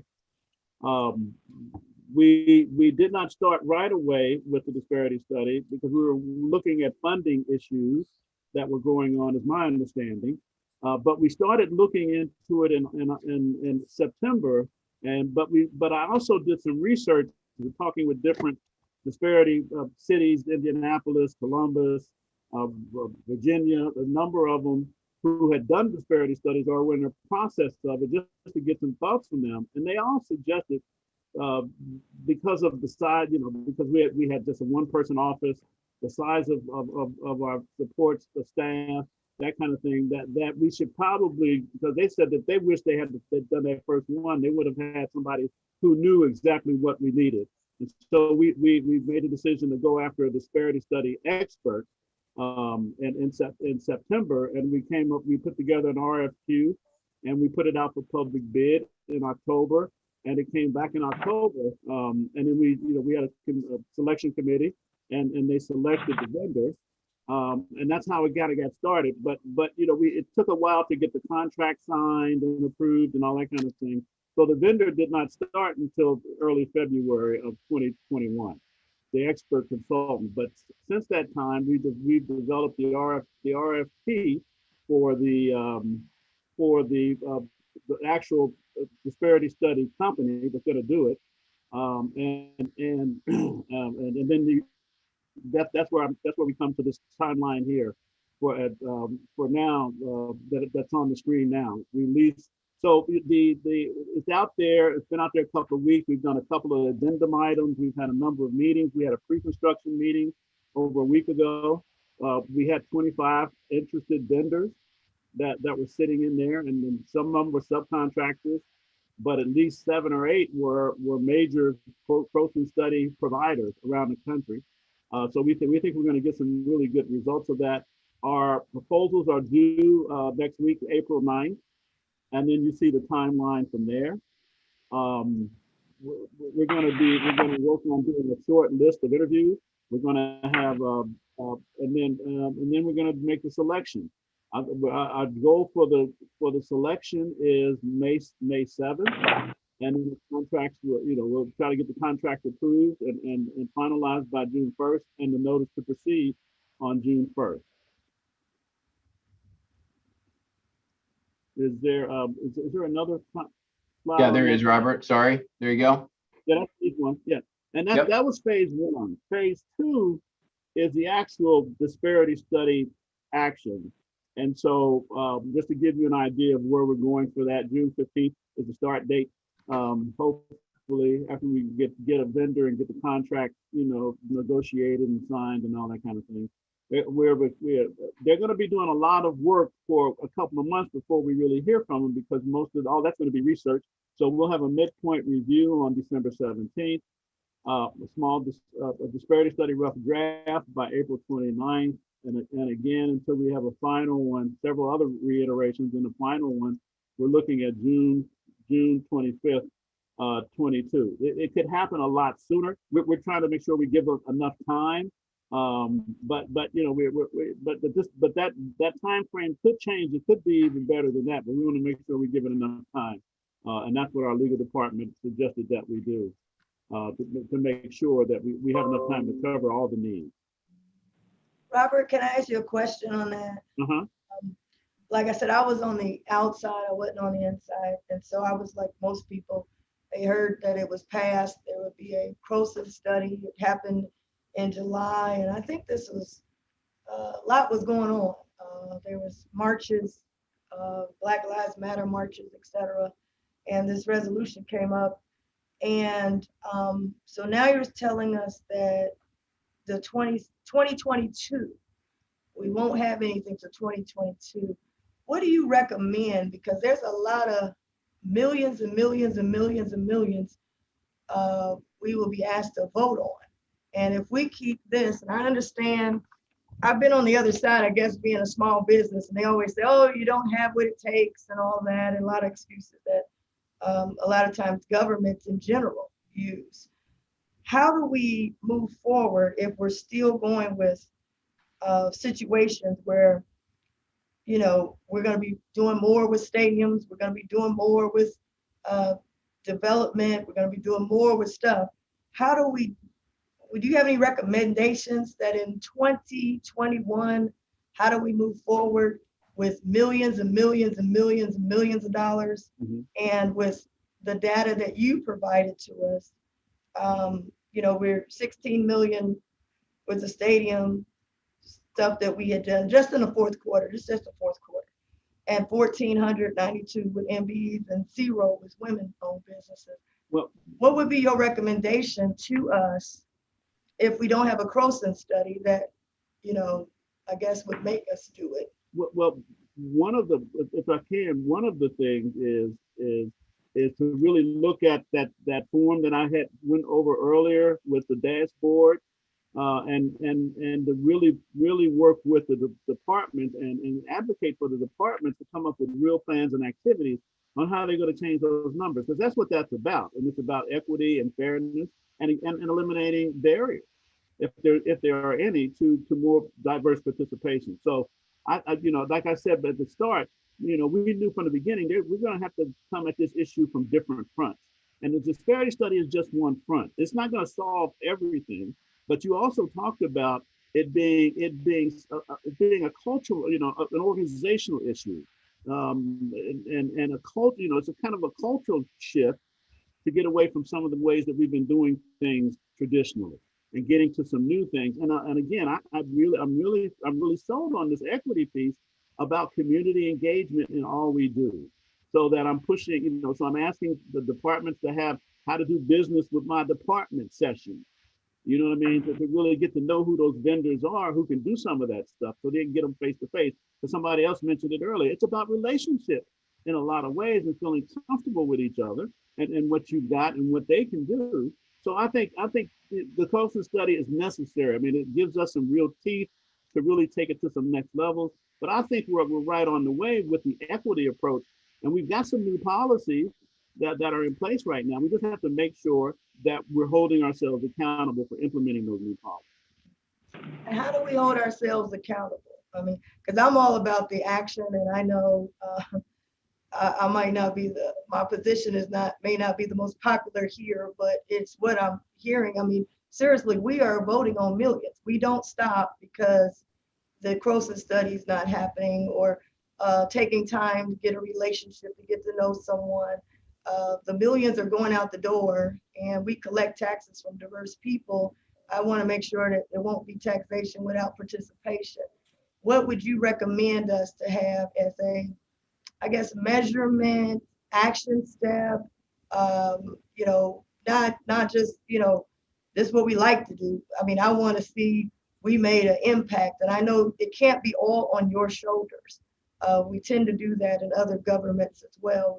We'll have 1 or 2 inclusion people, and they've got to save the whole, you know, thing. How do we get some results? You know, I'd like to see some results in 2021 before we get to the end of 2022. How do we do that, Robert? Well, I think if we move forward with our plan, with the dashboards and the reporting and the monitoring, and then just holding ourselves accountable. And I think part of that is communicating as a board what our expectations are. I mean, I've seen the difference, you know, when people come in and present planning, they want to make plans, and we come in and we say, have you included any minorities? How many are you hiring? Have you asked questions to different groups of people? So the expectation that our commission, our board, is expecting you to do different.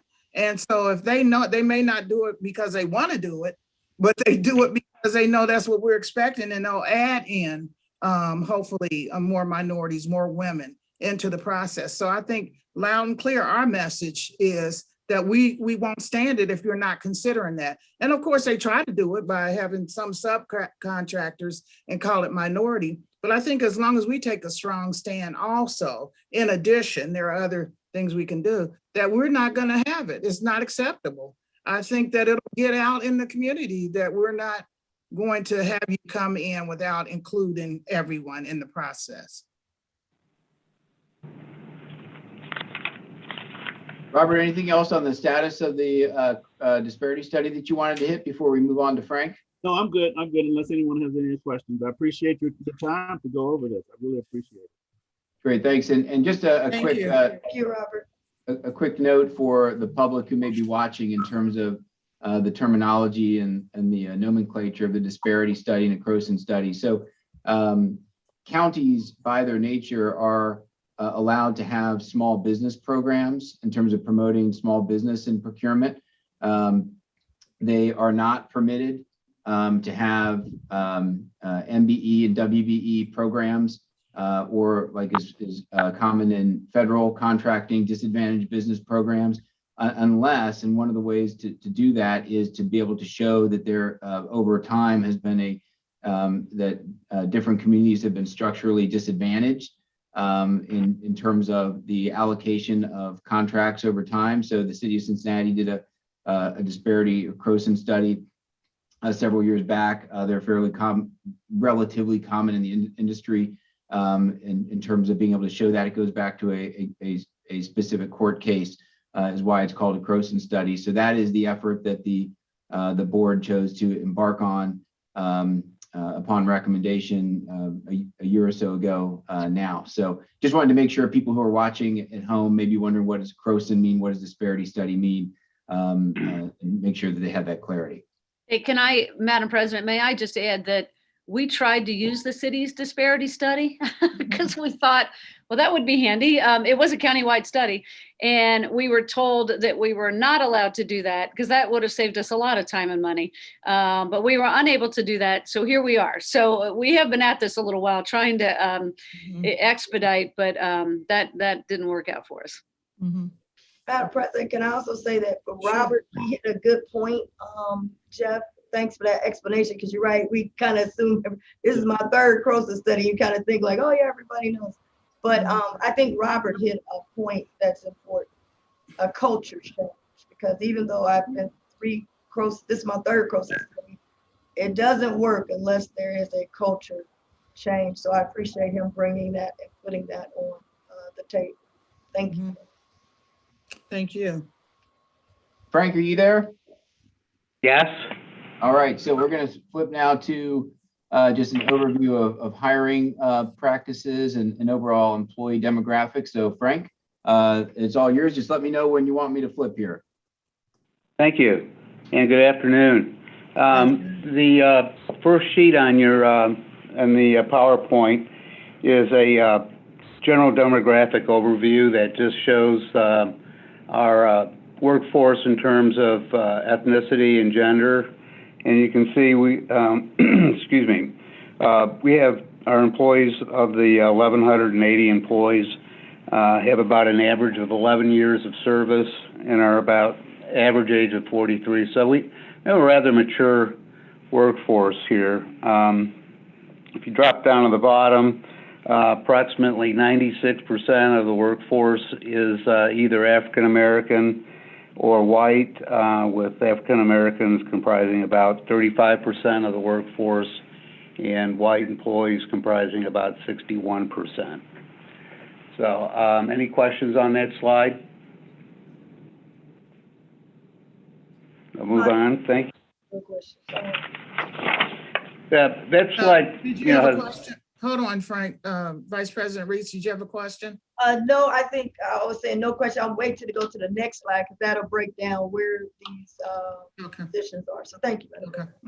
The first slide just provides a general baseline for the county workforce. On the next slide, in response to the motion, we looked at the number of employees that were in 3 different categories of jobs: directors and assistant directors. I actually included the assistant directors with directors, managers, and supervisors. And this was over a 5-year period from 2016 to 2021. And you see the breakdown there in terms of the number and percent of African Americans holding job titles that were indicated as being directors or assistant directors, those being in job classifications that were managers, and then those that were supervisors. And I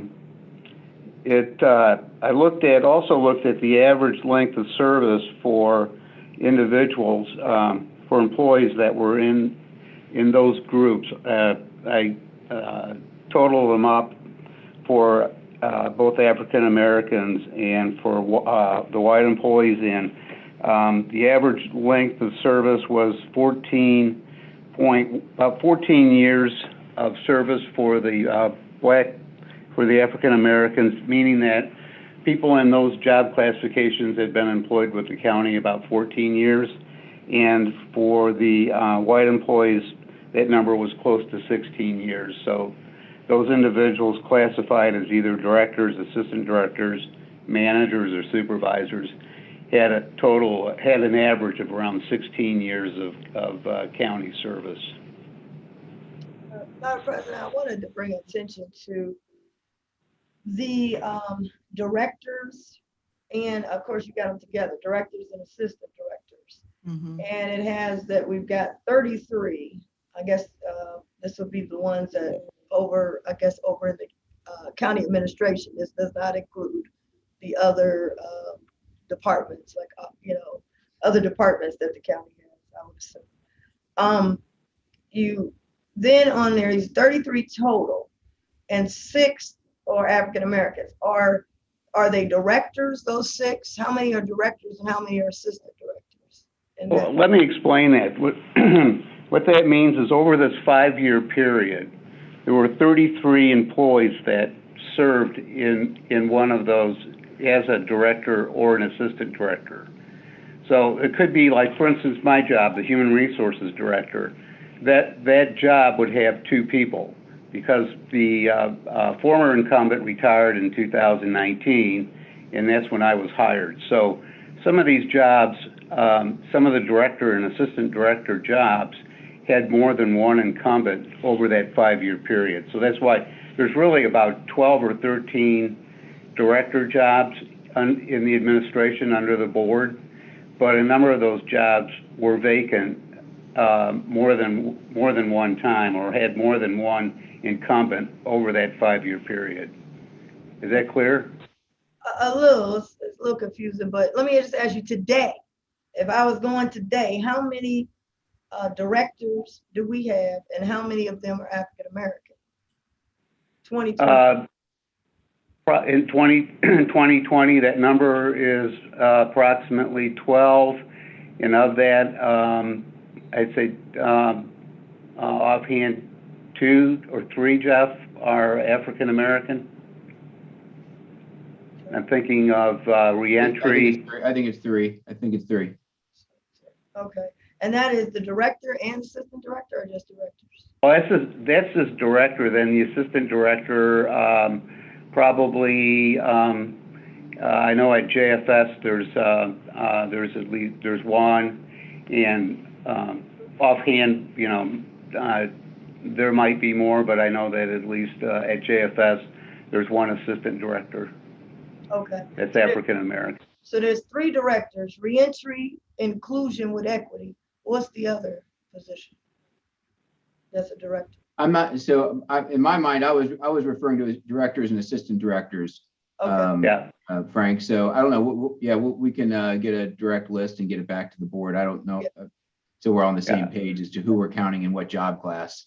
Okay, I just wanted to clarify that. We've got 12 directors to date, and out of the 12, 2 of them are African Americans, and they're over reentry and equity inclusion. Robert Bell is one, and we have one at reentry. Okay, all right. And then on the manager side, when you have this 161 managers total, and then you have 33 are African Americans.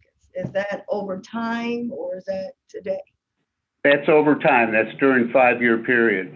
And a lot of those managers are located in Job and Family Services, and they've got a pretty dynamic workforce, much more dynamic than the rest of the county under the board. So you see there's a lot of movement among the human service managers and children's service managers who reach retirement age, move on, and then promotions are made into those jobs. Okay, thank you. Madam President, it might be interesting I'm always interested in trends, numbers and trends. So it might be interesting to look at a trend. If this is over a 5-year period, you know, where were we 5 years ago and where are we today? And what does the trend line look like? Yeah, that would be interesting. Yeah. Our trends should be better because you all created reentry. I think we were the state, we created reentry. Well, no, the two that I'm familiar with, Robert and Trina, have both been within the last 4 years because I was here for both of them. So I wonder if, you know, I don't know if that would play out in these other categories, but to your point, Commissioner, you know, this is about a culture shift and it does take time. And I think we all acknowledge that. I think there's also a frustration at how much time it takes. But I'd be most interested to see if we're doing better or worse in these categories as time has gone by, especially if this is a 5-year time frame. That does not indicate to me what the trend is. And so, Frank, I don't know how easy it would be to compile that, but even over, gosh, you know, 5 years, 10 years, I think it would be an interesting thing to track. Yeah, no, I think that would be good. And I want to correct some because you'd probably have killed me if I didn't correct. Deanna Hoskins was the first reentry director. Yeah, that was a number of years ago. I just don't want her to look. She started that program, but I think that would be good. But if the floor is 0, it's easy to go better than 0. So, but I do think we need to look at the trend. Well, yeah, but the reality is, if it was 0, then we need to acknowledge that it was 0. You know, and take a look at that.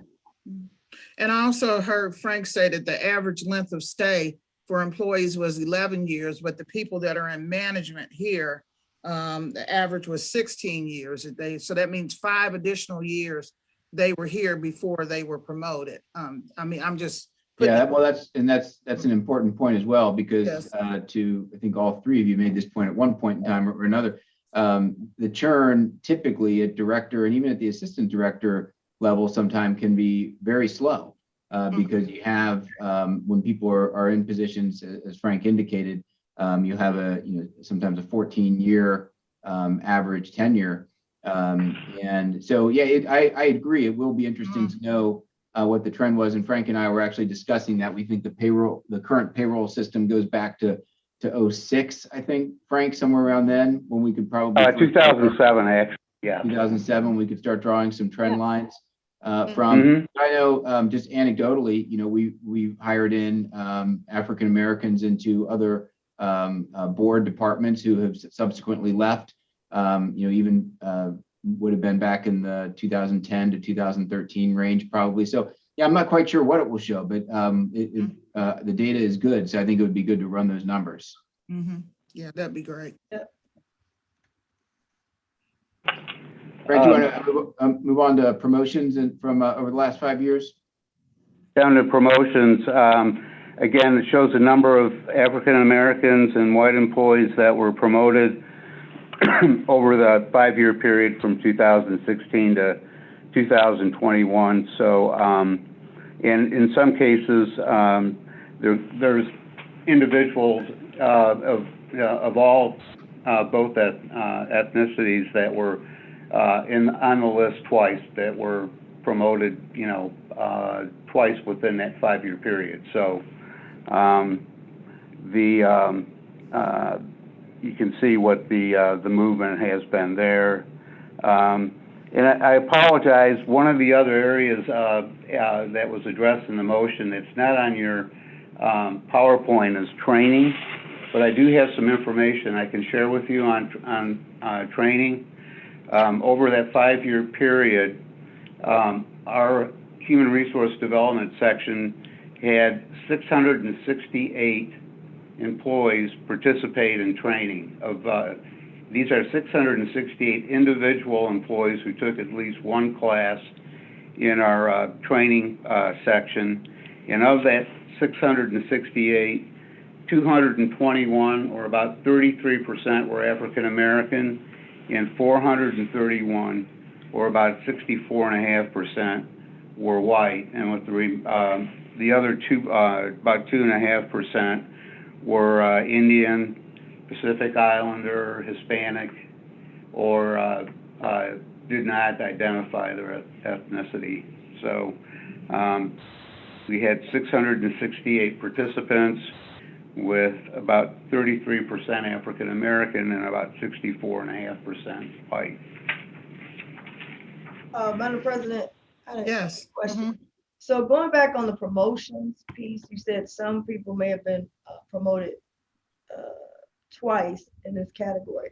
You have Asian and Hispanic, Latino X, and you have a total of 5. Is that, how does that break down? Is it one person or 2 people getting promoted twice, or how did? I'd have to check. I don't have, I can check the data, but I believe these were 5 individual employees. Okay. And then then you had 64 African Americans, and white was 129. Going back to the training, because I know training is such a broad, and I know in the motion we did go broad with training, but the intent of it was to look at training to promote. So you train somebody who's been around for years, but now can one day be a supervisor or a manager. Is that the type of training, or what type of training? Did you break down the training by chance? Well, I do have details on the actual. I think the total training database consists of over 3,000 records of individuals that took multiple training or multiple classes. So that data is available. I can certainly report on that. And the type of training that would typically prepare somebody for promotion would be, for instance, our leadership for results training. We do have a rather extensive leadership training program that consists of a number of modules that individuals at certain levels in the organization are eligible to take, and then typically mid-management, but it's pretty, the admission policy is very liberal, but we do have a number of people who have taken that training and have subsequently been promoted into higher level jobs. Whether there's a direct relationship between the two, I don't know, but we can certainly marry those 2 lists and look at what the impact, or how many people who took leadership for results, for instance, got promoted. We can give you a number that would indicate, that, but whether there's actually a relationship there, I think would be a little speculative. I don't know. Jeff, do you have any? Yeah, no, I first of all, just for the board's information, if you're not aware, as Frank indicated, Leadership for Results and is some of the primary training that we have, the training module we have through HR, and it's a very highly thought of leadership development program. We've had other entities reach out and look at it and want to model after what the county does. So it's a central part of our core leadership and development training in the county.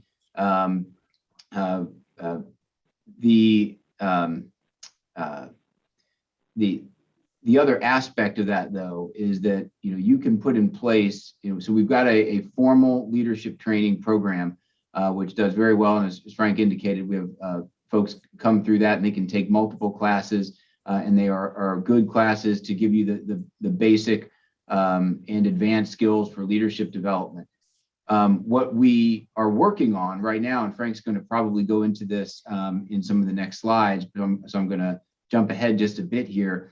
But just as important, if not more important than the structured leadership training within any organization, is the succession planning program that is in place. And I can say from experience that there's not a whole lot of places that do succession planning real well.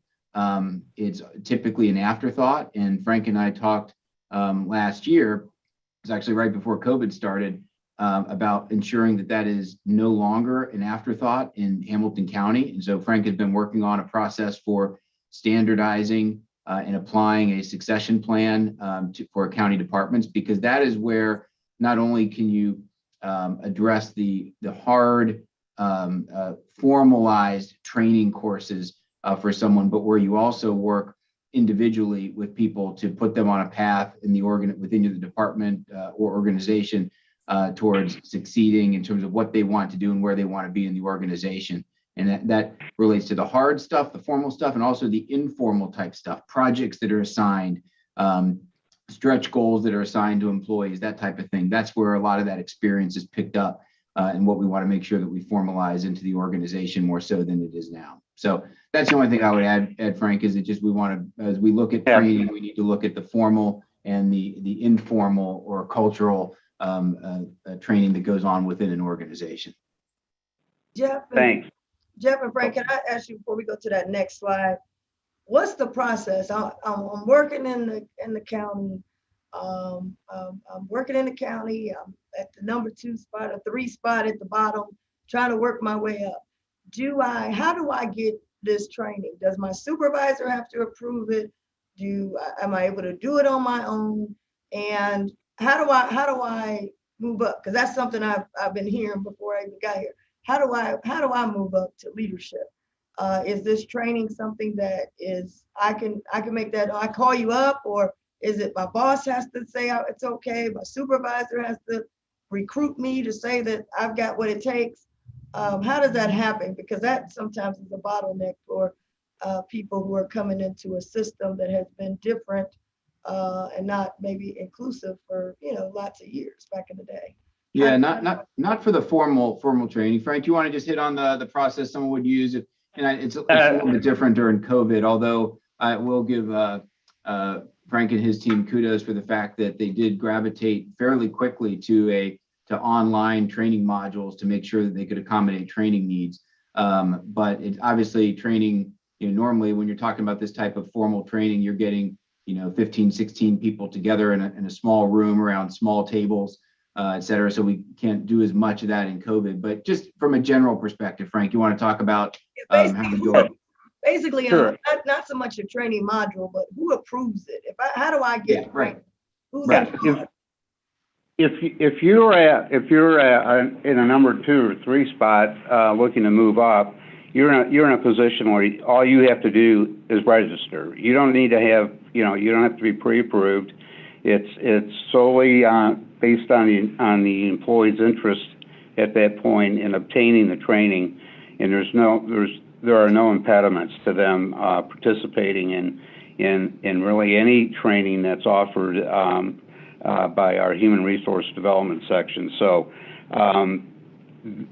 the other important part of that, though, is if you're in a position at a number 2 or 3 level, is that you may want to reach out to your supervisor and maybe ask for ask them to to mentor them, or someone else to mentor them in certain areas that will help them develop and prepare them for that next move up. So, there's a lot of other options available to employees that they can initiate on their own and don't require any pre-approval or authorization to participate in any variety. They can take classes on a formal academic basis or training that they might obtain through some other means, or ask for some coaching or mentoring from their people within or outside their organization that prepare them for advancement. So there's really a lot of opportunities available out there for individuals to prepare themselves. And if you look at, as we get into the next as we go to that next slide, Frank, I'll just tag on to that to say that that yes, you're correct in that there's obviously individual responsibility involved with people who want to take that next step. At the same time, we know that for a variety of reasons, whether it's personality traits or micro issues within divisions and departments, sometimes it might be difficult for someone to say, hey, I want to do X, Y, or Z. What part of what Frank's going to go through next is looking at some of the more formal strategies that we're going to take to make it easier for people to do some of those things. So Frank, you want to talk about some of the strategies moving forward that we are, some of which we have in play, some of which are coming down the road? Absolutely. One of the areas that we're really focusing on right now is diversifying our recruitment sources to reach out to some more diverse populations and community-based organizations. But we want to also really focus on our selection processes for, right now we're looking at the way we do things to eliminate any potential bias or disparate impact. And that includes training talent and our hiring managers on process and unconscious bias. There's tons of literature on unconscious bias. We're in the process of actually working with a Freedom Center to develop unconscious bias, eliminating unconscious bias training. And so we recognize that as a real problem to eliminate that from the hiring managers, because at the end of the day, the HR department serves we support departments in their hiring efforts. The decision to hire person A over person B really is the department's decision, but we want to help make them make a good decision and the best decision that takes into account their current diversity and their ability to have the best workforce they can. So we're doing things like working with departments. I'm working with a department right now, for instance, to build a promotional process for individuals to move from one job, one level to a higher level, and requires working closely with the department director and his assistant and others in the area, in a particular area, to identify what are the critical behaviors that people have to, and knowledge that people have to move from one level to another, and then providing them a means to obtain that knowledge or experience so that they can be considered to move up in the organization. So we're also looking at adapting a lot of, or as much as we can, of what I refer to as a Job and Family Service Director's Letter 38 that was recently worked on by a rather large group, diverse group of JFS employees, to make the whole hiring process fairer, more equitable. And I want to import as many of those concepts into the hiring process for the board, for the departments under the board, as we can from that Director's Letter 38, which is a really comprehensive map and guarantee as much as we can of fairness and equity in the process. So we're focusing a lot, I'm focusing a lot of attention on recruitment and talent acquisition. We're working on succession plans. We're asking people that are eligible to retire, what do you need? What do people need to move into this job, so that we can publicize that to the individuals that are eligible to move up, and they can have a fair opportunity to obtain those knowledges and experience and skills, so that they're legitimate and they're real, you know, they're strong candidates at the time vacancies occur. Excuse me. If you move on to the next page on building an inclusive culture, we are in the process of, I'm looking at and continuously looking at personnel policies and procedures for disparate impact. Excuse me. We have a new onboarding and employee orientation process ready to roll out probably next month. One of the goals is to conduct a pay equity study or analysis, and this was mentioned in one of the earlier resolutions that was passed last year. And then working with managers to retain and develop high-performing employees. These are all goals that we are currently working on, and we expect, you know, this is going to help change our culture here and make this more inclusive and a healthier culture than not that it's unhealthy right now, but we realize that there's always room for improvement.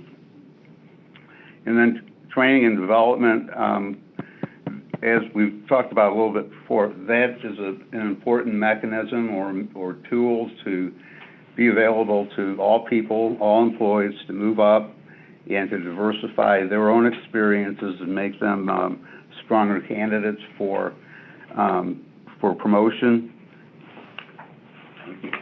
and and a big part of that is developing and implementing a mentorship program.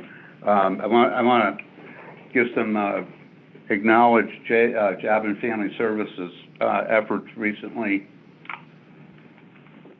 to develop a mentorship program. They've done a fantastic job. It's on the verge. They're on the verge of kicking it off here real soon, and I like the fact they did all the hard work. So we'll just get the kind of copy and have our own program here in place real quick. I think mentorships are one of the most effective ways to prepare people to move up. They, you know, it provides them access to an individual who's probably spent in excess of 20 years on the job, and they pick up much more than just the straight technical knowledge that they might obtain in a more formal training experience. You know, there much more knowledge is imparted, I think, through a mentorship program than sometimes a strict technical training program. So there's a lot of work underway. We know we've got a lot of work yet to do, but it's exciting, and the administration is in full support of everything that is on this list in terms of strategies and activities, and you know, I feel that we are on the path, and not just at the starting gate, but we've actually moved a little bit down the path to achieving some of the goals that are on this in our program. Madam President. Yes. One of the things I would recommend, and I don't know if you use the word mentorship, but I think that's great. But I think we need an internship program where we get diverse students that are in college. We can have partnerships with our universities locally, as well as possibly Central State or some. Also establish a fellowship program. I know that has been something that helped us at the state level when people come out of college and not quite ready to get right into the workforce. The fellowship program would help us bring people into the fold and be able to learn about all the parts of county government, and then be able to be prepared, you know, after that for possible employment with us.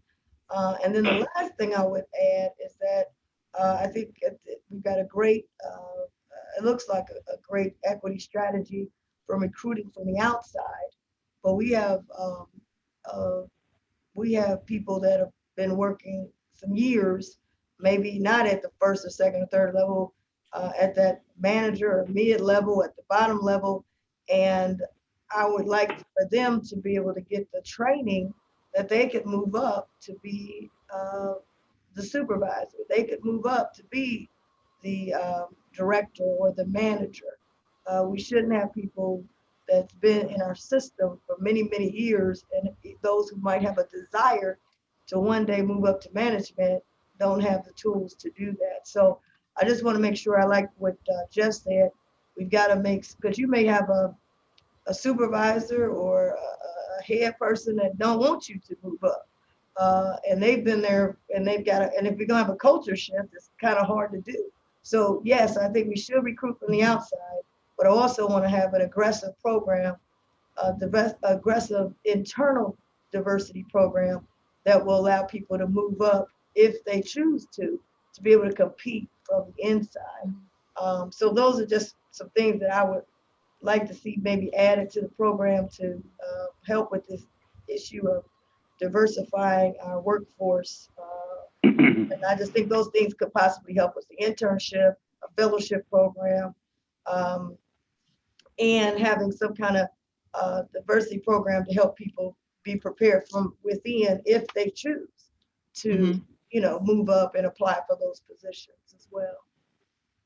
Okay, thank you. And I think, Frank, I'm sure you don't have it in writing, or you would have given it to us as it relates to inside promotions, because I think that's extremely important, because oftentimes we can't give raises or anything like that, but we can show our appreciation and our confidence in that particular person or persons by promoting them from the inside.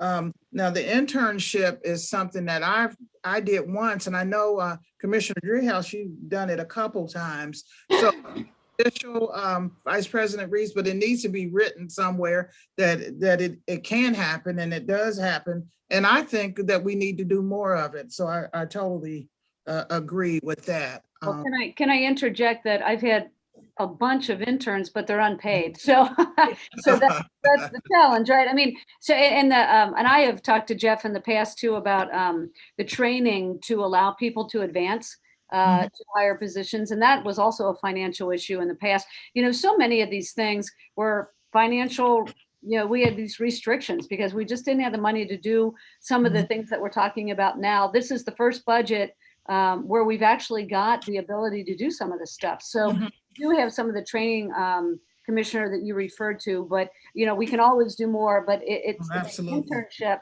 I've run this down a number of times because I'd really like to pay these interns if they're not getting college credit, and some of them are, but some of them are high school students. But so far they've all been free. So, and they still come, which is good. But yeah, if we could figure out a way to do a small stipend, I'd be all for it.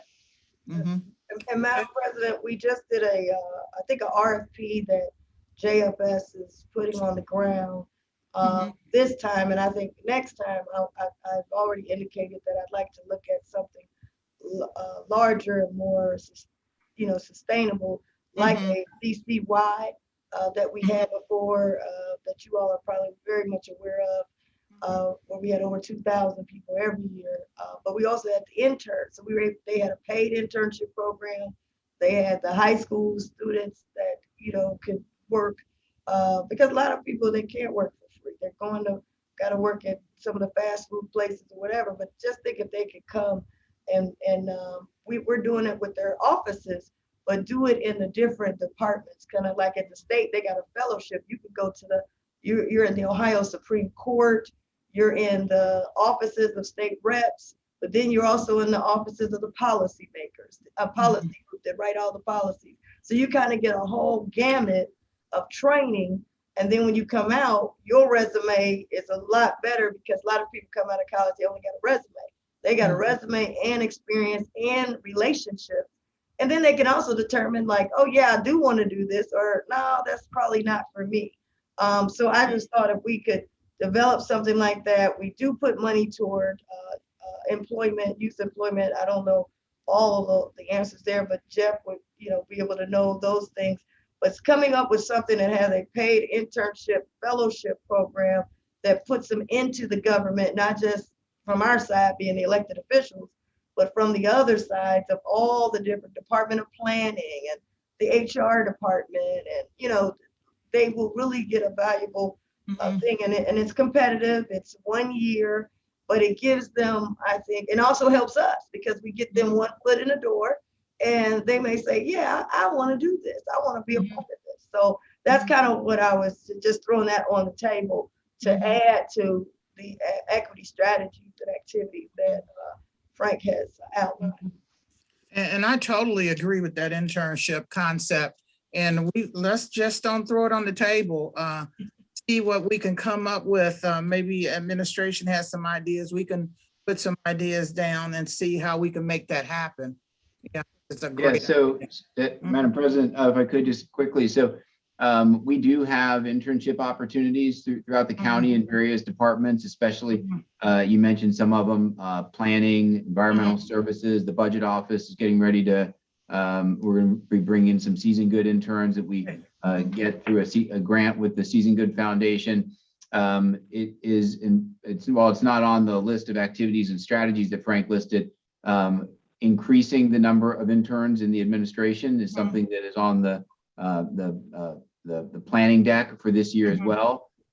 What you all have talked about and added is an equity and inclusion element to that. And so we can Frank and I can talk about that and how we could go about doing it and adding that element to it as well.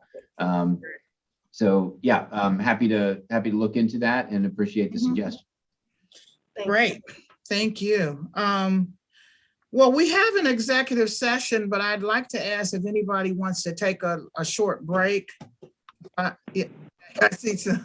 Okay. Madam President, as we close out this, I want to thank the administration. I want to thank Robert Bell and Frank for bringing this information forward. And I want to thank you for having it on the agenda so it could be out in the open. I don't want us to leave here feeling as though we just got the data. There are some action steps that we are saying that we want. And the only thing that I would just add is the timeline and deadlines are critical at a time when these minority and small and Black-owned businesses are, trying to keep their head above the water. We like to turn the dollar 3 times before it leaves Hamilton County. So I just wanted to put that on the table. You indicated some important things, whatever we got to do to send a message that this is what we want. And however you want to do that, I'm supportive of it. Let's send that message and then also empower Robert to do what he needs to do to get these things done and through Jeff and them. So I just wanted to highlight that we did put some action steps on the table as we move. And then Commissioner Driehaus looking at the trends so that we're looking at the data from a trend perspective and we're able to see, are we really making improvements? I know we're making improvements because they were at 0 probably before we got here, all of us. And I mean all of us, meaning on the thing. The county was not an inclusive place at all. So we made some progress, but there's so much more we can do as you've indicated. And I just wanted to let you know that we're looking at action steps and deadlines as we move forward. So thank you. Thank you. Are we? Can I add just one anecdotal thing that relates to this, and it is a process, and we've been working on it, and there's obviously more to do. I was on a job site where it was a county job site, and there was a lot of diversity on the job site, and I mentioned it to one of the construction folks. I said, this is great. It's great to see. It's great that this is a county project. And he said, we got the message. We got the message loud and clear that diversity matters to the county commission in all things. And so I do think, thanks to Robert, Jeff, others who are continuing to carry the torch here. But I won't argue the point that I think the trends are going to be very, they're not steep trend lines, right? I mean, there's just a lot of aggressive work we need to do. I think the disparity study is a huge part of that. But we have made a little bit of progress here, and I do think we need to recognize that, and recognize also that there's way more to be done for all of us. And I think we would all, agree to that. Absolutely. Robert, did you have something you No, wanted to no, say? just appreciate the time and I think it takes a lot of courage for organizations to put all this information out on themselves like we do. So that's great. That's great. Okay, great. Hold Thank you. accountable. Jackie, can I make a motion for the executive session before we take the break, or do we need to take the break and come back and reconvene? You're muted. I would recommend you recess, and then when you come back, you can make your motion. Sure. Okay, so I make a motion to recess for 5 minutes. Second, Commissioner Summer Dumas, Yes, Commissioner Reese, yes. Commissioner Dreehouse. Yes. thank you. Thank you very much. Thanks. Thanks, Frank. Thanks, Frank. And Robert. Thanks, everyone. Thank you. Thank you.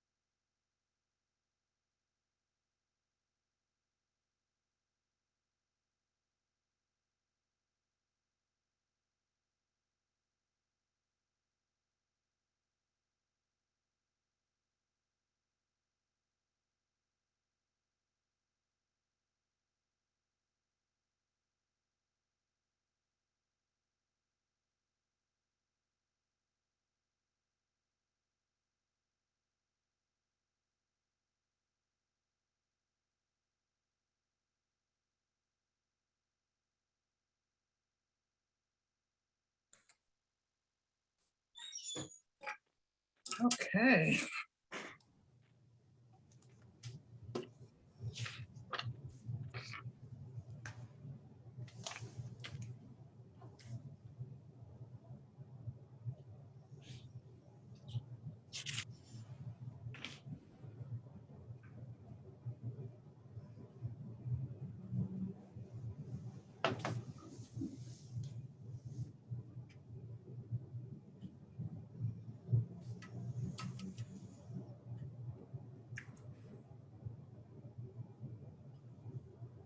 Come on.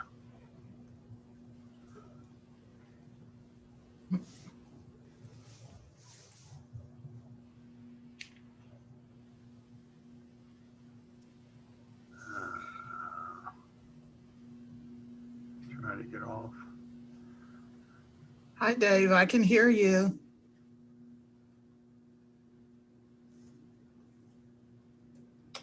Okay. Thank you. I'd like to make a motion to reconvene to our regular meeting. Second. Commissioner Summer Dumas, Yes. Commissioner Reese, Yes. House. Yes.